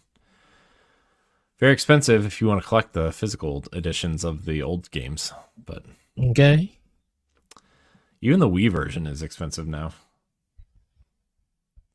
Should I still got my version? Yeah. All right, Ed. Question block. Remember, you can write into us on social media and Discord, email us, YouTube, wherever. We check it all. Hey there, Pow Block. This is from Vanessa Delgado. Yes. Hey there, Pow Block. I've been listening for a little while now and thought the Direct was a good chance to write in. I'm excited about the return of Super Mario Galaxy and Galaxy 2. Do you think these classics will hold up to modern standards, or is nostalgia the main draw? Thanks for the awesome discussions and always making me laugh. They're always so fun. Yes, they will hold up. Yeah, If most Mario games anything, do. yeah, with the Galaxy games, like even if you think about Astrobot, Hmm. um, like Astrobot has a little bit of Galaxy in that game, like the Hmm. inspiration, some of the ideas of design, the physics and things, and world design. I think people definitely will take to it. I think what's going to end up happening is that with Mario Galaxy 2, I think a lot of people didn't get a chance to play because they probably thought it was just going to be the same old, same old. But it's more than that. So people might be playing Galaxy 2 for the first time. Um, and like Corey mentioned earlier, and the show for Family News like is getting these updated graphics with the 1080p and 4K and all of that stuff, quality of life things. So I think there's going to be a new experience for the game for players, and kind of understand it's going to be weird. It's going to twist your mind for a little bit if you never played the Galaxy games. Um, on how Nintendo was able to make these physics work for a game like this, especially when it somehow goes into 2D, but still keep that physics based gameplay to it. So I think that I mean it was already modern when it came on Wii. It was something that's never been done in a sense for some people to be like, huh? Really? Okay. And for those who play it, they'll probably get a nostalgia feel. But if they never finish the game, there's a lot to it. I finished Galaxy and Galaxy 2. So I finished both games and love both games. I'm excited to see what people who never played 2 and who probably made a play part of 1 but didn't fully play it, literally get their hands on it and play these games fully and enjoy it. And yeah, I'm super excited to see what people think when these games come out and they replay it. Yeah, I mean, I think they're gonna hold up. I mean, I actually re-downloaded the All Stars collection, Mm-hmm. uh, and I jumped into like Mario 64 and Sunshine and Galaxy, and I think Galaxy holds up pretty well. Um, I think Mario 64 holds up extremely well, all things considered, except for like obviously the camera controls, but that's because it was the limitations of the N64, not because the game doesn't control well. All right. I think Sunshine is the one that holds up the least out of the three of those games, honestly. Um, it's also the weirdest one because you have the flood pack, right? So, uh, but yeah, I definitely think Galaxy will hold up just fine. Especially at a higher frame rate and a higher resolution in HD. Mm-hmm. It's not going to make you as dizzy. Probably, it's not going to make you, it'll. Nintendo has clearly improved it in a lot of ways as well, from what we've seen. So yeah, I think it'll hold up. Yeah. Sam Hall writes in. There are a lot of hot takes on Resident Evil Requiem not looking like the other versions of the game, particularly PS5 Pro and PC. Do you think that this is fair, or do you think these are just people aiming for clicks? Thanks for the show every week. Love you guys. It's gonna be for clicks because Yeah. when have anyone talked about graphics for a Resident Evil game at all? Even I with the mean, I remake, think like I think the remakes actually look really, I think they're some of the better looking games, but I think like my opinion is like you're playing it on the Switch too. You know what you're signing up for, first of all. right, Second of all, I think Resident Evil 9 looks great on the Switch too. I mean, that trailer they showed on in the direct was the Switch 2 version. I don't, right. I didn't really notice.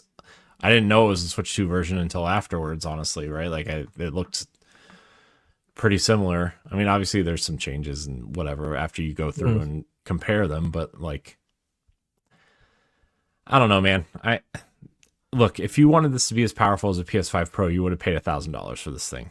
right? I mean, that's Yeah. that's the reality. Look at the Xbox handheld. It's $900, and it's not nearly as right. And obviously, it's obviously a PC. Also, there's a lot of different factors in that, but it's $900. Like, and you're advertising it as an Xbox, like and it's not nearly as powerful as a PlayStation 5 or an Xbox Series X. So like, Mhm. I think you're getting a lot out of the Switch 2. So and people prefer handheld, and people prefer But cheap. And look, let me finish this real quick, and then you can go. Convenience will always trump the quality. We see that in streaming services. We see that in, obviously, the Switch is the best selling handheld or best selling console of the current generation or whatever. And people are going to want to take this on the go, and the easiest way to do that is to buy it on the Switch, right? I wouldn't be shocked if the Switch 2 version of Resident Evil 9 sales were at least comparable to the Xbox, PlayStation, and PC versions. mhm. I also wouldn't be shocked if it was the best-selling version of the game. Will it be? Probably not, but it wouldn't surprise me, especially with the Japanese audience. I don't know if you saw it. I didn't put it in the news. Switch 2 in less than 3 months sold over 2 million units in Japan alone. Yeah, I seen it today. Also, Xbox in the last month sold 125 units. Dang. 125 units, not 125,000, not 1,250. 125 units. The DS or 3DS was still being it. Yeah. That's all I'm saying. Xbox. Yeah. Well, sorry. Well, what I was about to say is like with it's not even about the look of the game. Are you going in there to get the scares, to get the story, to get the gameplay? That's the stuff that matters. The way that it looks does not matter, or everything. We have had a ton of games that look great, and the performance is not up there, matching that same quality on all of these consoles and even PC. And there's reviews out there. People are breaking it down. We mentioned Digital Foundry. They do the research and know all of this stuff. So I think, if you want to say it's fair criticism because you are looking at a cutscene and not actual gameplay, that's, you have that right to have that opinion. But I'm like, get the game in your hand first and play it. And then let's see if you're going to talk about how the game looks. Because for most people, it's just like, okay, if I got to describe how this game looks, it's going to probably be a paragraph, but it's going to be all this other stuff that is included in the game that makes this game what it is. That's going to be the thing that people are going to be talking about and stuff, and people probably are going to get it on Switch 2 because they want to play this game on the go. People might feel a less scared on Switch 2 compared to the other platforms. Because with the Switch 2, they'll be able to progress more. Mm-hmm. Yeah, I also just I think people just care way too much about things that, to be fair, I care about to an extent in specific genres like frame rates and fidelity and whatever, but like, I don't know, man. The older I get and the more I just kind of have seen where my life is at this point, it's like, just want something fun and convenient, right? And I don't know. I think having a system that my kids can play while I can also experience games like Star Wars Outlaws or Resident Evil or Cyberpunk. I don't know, man. To me, it just feels like there's a lot of negativity and a lot of hate, not just for video games, but everywhere these days. And it's exhausting, man. I'm not just saying that because it's 1 o'clock in the morning. I just want to know that if people going to be talking about the game on how it looks, are going to actually be buying this game and playing it? I mean, Because talk is cheap sometimes. I'll buy it on Switch just to support it, right? Like, a Resident Evil is such a blind spot in my gaming history that like I need to play them, right? I've played 1, 4, and 5 and part of 6. Like, you know, 5 is easy to get through. 5 is not even that scary. I mean, 5's just like Gears of War with zombies in it, with a brown like filter on it, right? Like, it's just, I don't know, man. Yeah. Anyways, our next question comes from Maddie Schwarshaw. Yeah. Love the announcement of Yoshi and the Mysterious Book has me intrigued. Do you think this beautiful looking platformer will bring fresh ideas to the Yoshi series, or is this where Nintendo continues to stick with the easier, more casual platformers? Love the show. It's gonna bring fresh ideas. This is Nintendo, and when they stated that when they feel like there's a good idea for a game and gameplay ideas that will fit a certain franchise or IP, they will go with that.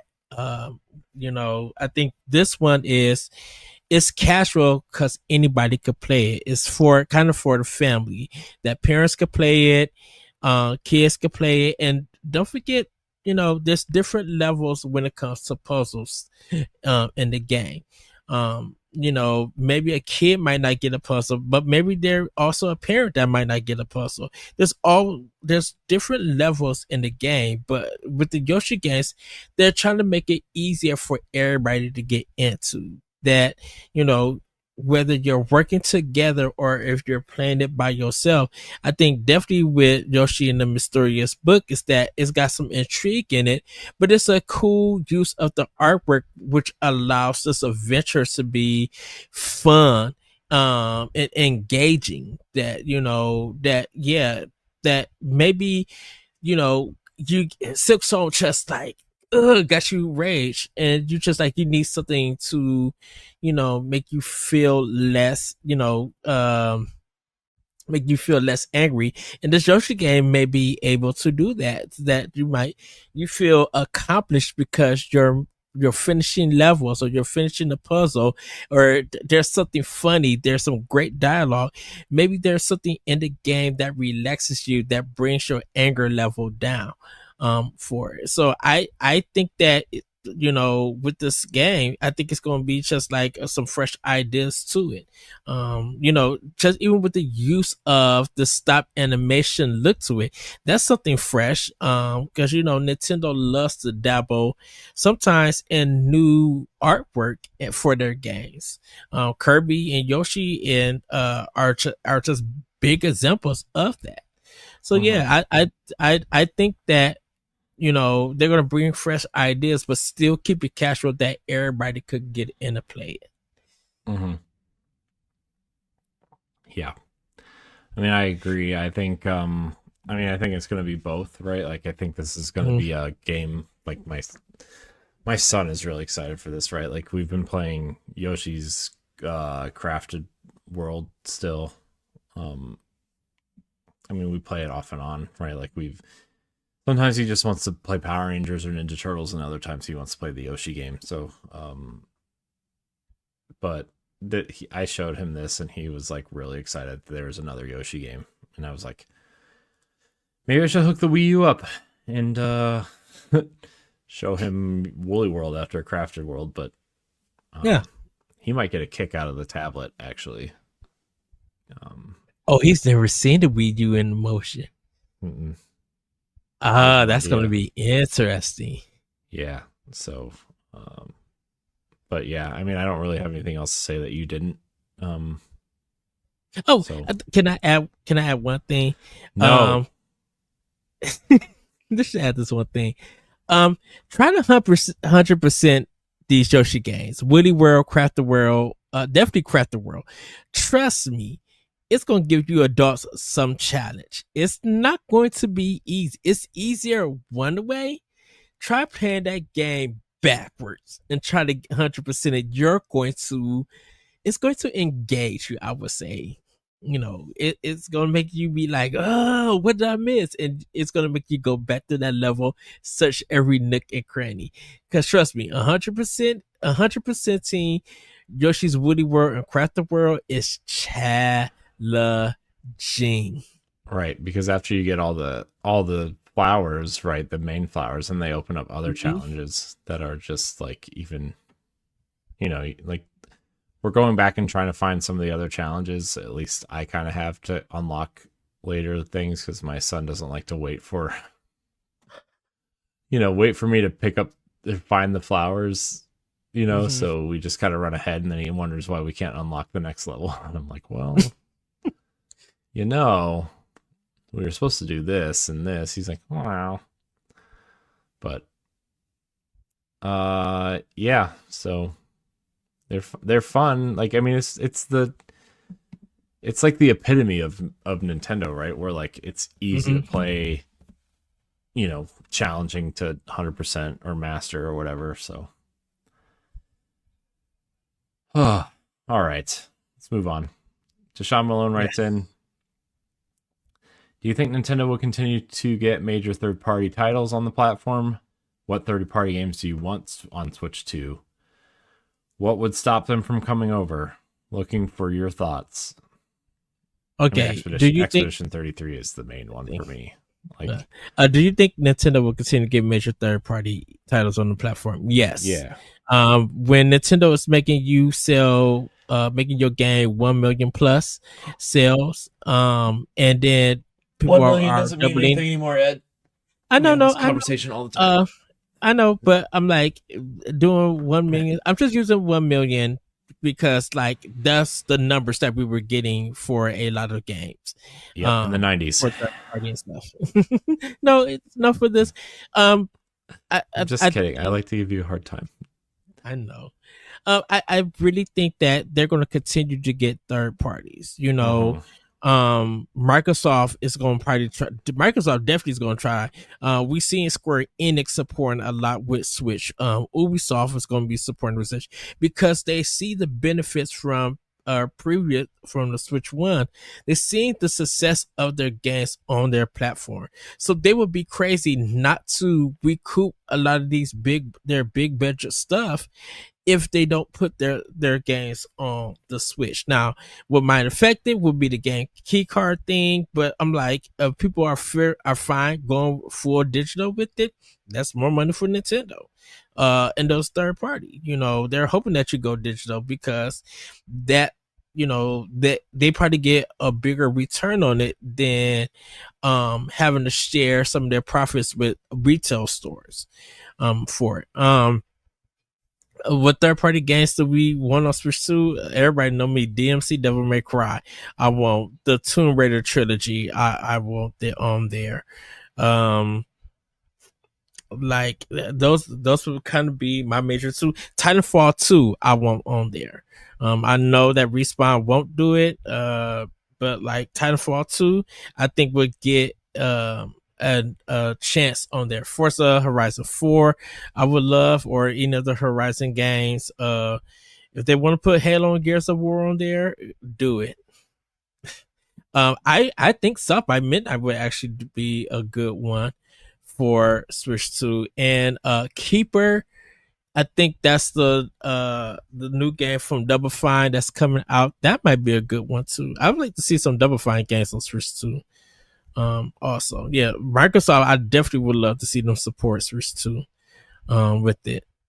I think they will at some point, right? Like I think the safe bet for them would be, especially like Bethesda titles, right? Like we're already getting Indiana Jones, right? So I would assume Doom, The Dark Ages, as well as something like what Wolfenstein 3 maybe would come over when it comes out, if it comes out, right? I mean, Machine Games said they wanted to do it, so stuff like that I think would be interesting to have on the console. Yes. I think the novelty of having those running in handheld modes in like a real way instead of just like the normal regular Switch One way would be cool. I'm really I guess it probably depends on how Indiana Jones runs, right? Like, I assume it's going to run relatively decently, but you know, that's kind of like the big game at the moment for them. So, Hellblade 2. Oh, yeah, I would love to see those games. I mean, Hellblade 1 is already on, but I would like to see like an updated version, right? Like the quote unquote real version of the game. I think the Switch version is nice enough, right? Like, I think it runs nice, but also like I would just need to make it complete on my Switch 2. Yeah. So I would imagine Hellblade 2 comes over at some point. I really do. Yeah. So yeah, I mean, Hellblade 2, Expedition 33. I would like. I mean, I know I'm kind of playing the Star Wars Outlaws right now, but I would like to see Jedi Fallen Order and Survivor come over. Honestly, I think those would be fun to play in handheld mode. Yeah. What would stop them from coming over? The only way they would stop from coming over if dev kits. Yeah. That. I think if people return back to PlayStation and Microsoft and making those games sell more on that platforms than Nintendo. I'm not kind of PC in this discussion, but I'm like, if these games start selling more than Nintendo on Microsoft platforms and PlayStation platforms, or either or by itself, that would be the only way. But I think right now, since Japan is kind of really running a lot of things on Nintendo and they're getting a lot of their games, you know, it's going to be up to the West if they want to get those coins too. And, you know, and if they're seeing companies making profit off of Switch 2 and they don't want to make profit off of Switch 2, then they don't have to bring those things over. If they still believe that they can make a bigger profit on Xbox and PlayStation. Now, that's why I said I exclude PC, but that would be the only thing. But you know how bigger third party here in the West is. If we want to make profit, we got to get our stuff out on as much as, you know, as we can and everything. Because I'm just like, if I go back to saying Switch and the numbers of games and stuff that's was sold on that system. You know, people who didn't want to bring their games over, and you're seeing these indies and ports and stuff just doing mad numbers, and then people seeing that the double dipping is happening on that platform from the community. You would be crazy not to bring your game over to Switch 2. Give it some tender love and care and everything, and put your all in it. Star Wars Outlaws is a perfect example where you really put your foot into it. Yeah, I also think like Nintendo has an advantage of, like, you know, when PlayStation 5 and Xbox Series X came out, right, they were clearly the more powerful consoles. But I think, you know, obviously the Switch, but also like the Steam Deck proved that there is room for handheld gaming. As long as you can take your library you already own with you. It's an engagement device. It's more of an engagement device and less of a separate device where you buy separate games on, right? So I think that's why the Portal was actually really popular. You know, Sony still can't make enough of them to meet demand, which is crazy because it's a cloud device, but also like it's a streaming device. But and the thing about it is that the PlayStation Portal is a weird story because it came out, it did fine, and then just out of nowhere, it just started getting popular. Like recently, maybe the beginning of this year, people started talking more about the Portal, even though it's been out for a while. Yeah, and so like I think with the PlayStation 6 rumored to have a handheld component to it, right? Obviously Microsoft is moving into the handheld PC space with ROG and Asus. I think and Nintendo Switch 2 being more or less the most affordable, powerful handheld on the market, like in the way that games have become scalable over time. Like Yes. I think that a combination of all those factors leaves Nintendo in a good spot to just be treated like another platform for these games to come to, no matter what the power is, right? Because it's like I said, I mean, a lot of these games on the Switch 2 run better than the Series S version, right? And that's Microsoft's main console essentially right now, right? Because I mean, obviously the Series X is the main console, but the Series S is outselling the Series X 3-1. So you tell me which one's the main console. So, I think it's a very capable device. Cyberpunk proves it. Star Wars Outlaws proves it. Hogwarts Legacy proves it.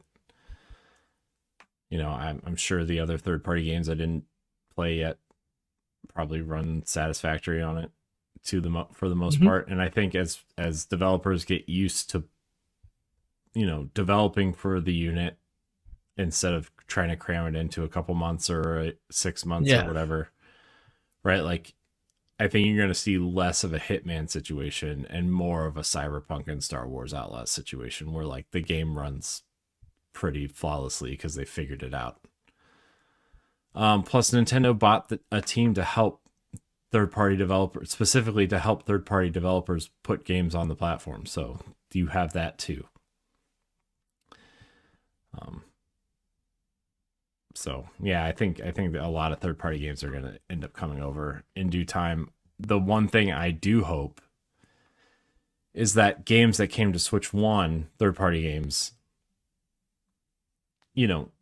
get Switch 2 upgrades to cleaner, nicer versions, right?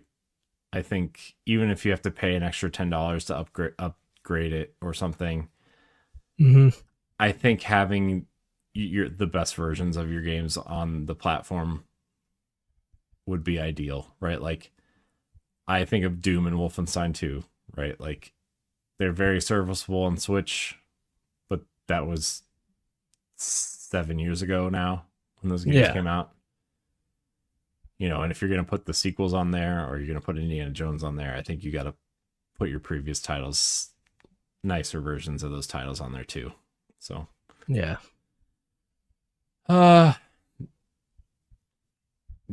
So I mean,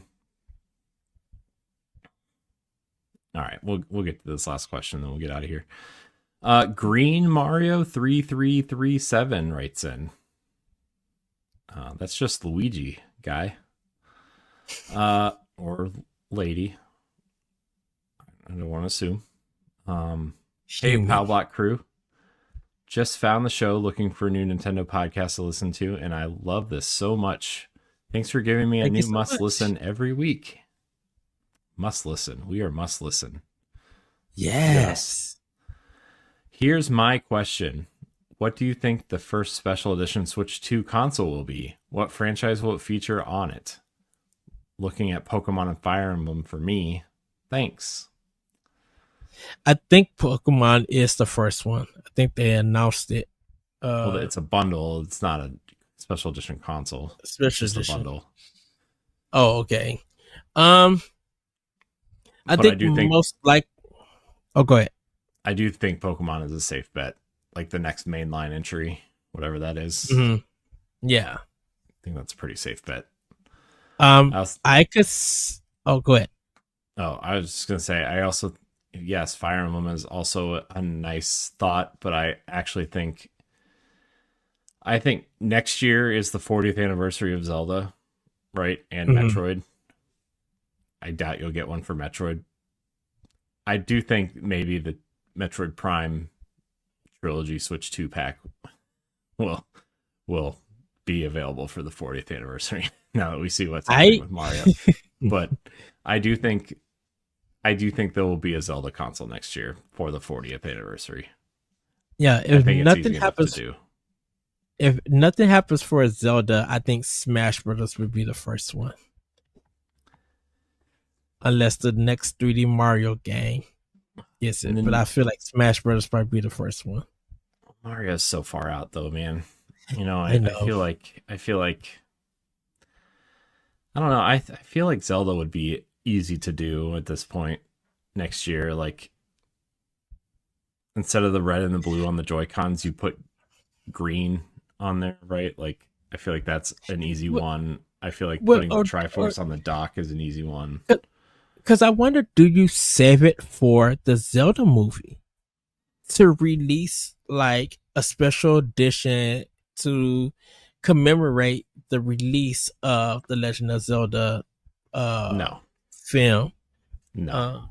I think Nintendo's going to try to keep their games and their movies separate. Even though they want them to feed into one another. I think they're going to keep them separate in a way. Like, you're not going to make a Mario movie Switch 2, right? I feel like you're going to get like a special edition movie, right? That maybe like has a code of some sort in for a Switch game in the future. I don't know. Like, it's not going to be like, yeah. I think once we see the Galaxy movie on how Nintendo moves it or what Miyamoto do, because I definitely by the time that Galaxy movie come out, they're going to re-release the Mario movie. And there might be some benefits and sales on the games and stuff. Even though we're getting the Galaxy collection, I think they're going to do something for, I think with the Legend of Zelda, with this film and everything, you know, it's going to be like, if you want to learn the history of this game, you know, this is the Switch 2. You can get 3 months of Nintendo Switch Online and expansion pass. You know, this is the design. Like, you can play these games to get the understanding before the film comes out and stuff. And if you haven't, these are the Switch 1 games. We have upgrades to have the Switch 2 versions, and then like promote Breath of the Wild and Tears of the Kingdom, and whatever Anuma decides to announce the next game, the next Zelda game for it. Yeah. Because right now I'm looking at my Tears of the Kingdom Switch special edition. So that's why I'm thinking of the movie, because the movie is such a big deal for a lot of Nintendo fans, or, you know, gamers in general. So it would kind of be cool to not saying it's a movie edition of it, but like maybe it's a design that incorporates all the games to, you know, let people know that the movie is coming out. And so, you know, if you get the game, or if you get the system, make sure to come out and see the movie. Yeah. Yeah. Yeah, I don't know if I have a better answer. But I would love a 40th edition. Go ahead. No, go ahead. Oh, I say I would love a 40th edition Switch 2 to see how it looks. I mean, I think there will be, just because there's going to be another Zelda game next year, right? Because they want, they've said when the Switch launched, they said they want a Zelda product every year, right? And they've lived up to that at this point, right? And even, I mean, we're getting Hyrule Warriors this year, so that'll be this year's Zelda game. Next year, we are due for an HD remaster of something. You know, and everybody wants Twilight Princess or. Well, that's the thing too. Is next year is the 20th anniversary of Twilight Princess also. Dude, if they make a Twilight Princess Switch 2 for the 40th anniversary, I'm gonna scream. That's all I'm saying. And then pre-order it. Yeah. So I'm just saying, If they make a Switch 2 with Twilight Princess on it, Ed, and they make it, you know, for the 40th anniversary of Zelda, for the 20th anniversary of Twilight Princess, there's going to be a Switch 2 with new amiibo. You're going to lose me. Did you use that blood wine? Well, not blood wine. That kind of wine, purple, or whatever from the GameCube Switch, GameCube of Twilight Princess, or did you use the Twilight Princess HD for Wii U? Like, I'm just thinking of the color of the system itself. No, I think what you do is you keep the system the matte black color that it is now, but you infuse it with like that Twilight green, teal color, and then it'll probably have like a Triforce on it somewhere that looks gaudy and awful because it always does. But when you had like the left Joy-Con of Midna and the right Joy-Con of Wolf Link. See, I don't really want that. I want it to be subtle, and I think the dock should have a design on it. That's what I'm thinking of. But like if the dock is the color. Right, but if you look at the Joy-Cons, right, on the Switch 2, like the insides are red and green, or red and blue, right? And the sticks are blue and red. I think what you do is you just make that all the Twilight green color. Ooh, that would look nice. And maybe like the face buttons, the Twilight green color. While still having the black. I can see that. And then maybe the dock would have like the wolf out like that. Remember that promotional image of like the wolf design, not the wolf itself, but it was like a lack of better comparisons because it's 1:30 in the morning, like almost like a tribal tattoo looking wolf design. Yes. Or like maybe the mirror, right? Or maybe like an outline of Midna's kind of helmet crown thing. I don't know. There's so many things you could do with that in terms of design. I almost wonder if you would do something like that. It's just my opinion, I guess. I don't know. What do I know? A lot of options, a lot of creativity that could go into it. I need to look up this logo. Yeah. Okay. So like, I knew that I was looking at this. So like, behind, you know, the Legend of Zelda: Twilight Princess, the words, right? You have like the design of like the wolf, you have the wolf design, and then behind it you have like Midna's crown, like the when she's the imp, like the crown that she wears. Yeah. And then like the kind of, there's like a separate section where it kind of goes down. So look up the logo, you'll figure it out. I can't explain it. I'm tired. It's 1:30. Get me out of here. I'm going to bed. Well, final thoughts. So my final thought is, everybody, I have a interview up with for Star Seekers Astroneer Expedition from System Era Software or System Era. I talked to the creative director and CEO of System Era, Adam Bromell. So please go give that guy that a read. You know, you'll actually get to see a picture with me and him, and it was so good actually talking to him because I was actually supposed to just go and play the game, but while they was getting everything set up, I asked him like, would he be up for just a quick 7-minute interview, and we had that discussion while they was getting the game ready and everything. So it was really great to talk to him. Learned a lot of stuff on the games that he worked on. Definitely like Watch Dogs and Assassin's Creed, like some Ubisoft stuff. So give that one a read, everybody. It's up live now on bossrush.com. .net. bossrush.net.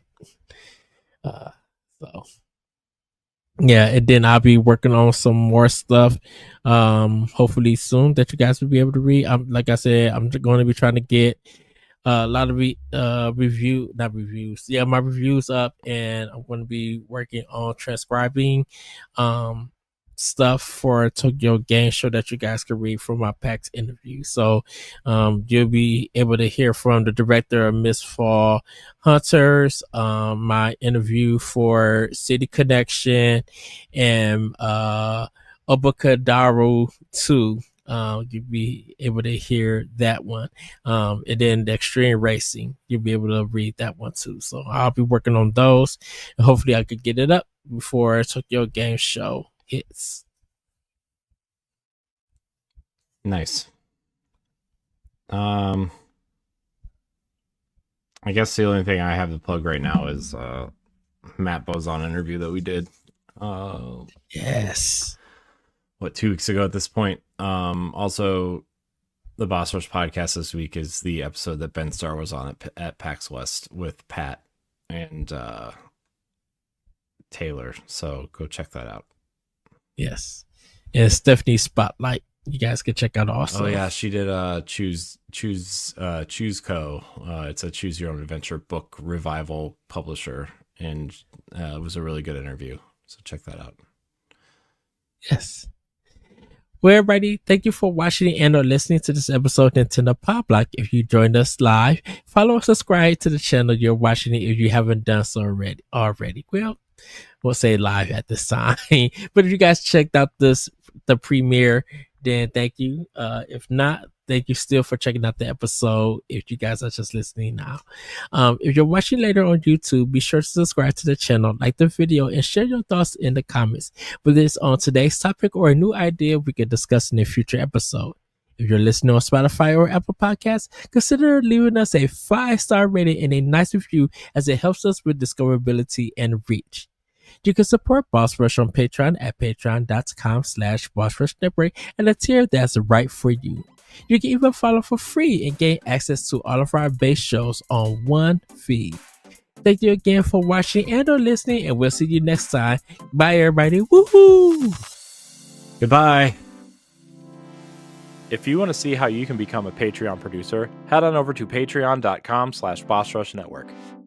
The Patreon producers for this month are Adriel Munger, Austin Campbell, Celeste Roberts, Sana Dirrig, Francisco Santillan, Matthew Keel, and Christian S. Thanks for your continued support of the Boss Rush Network.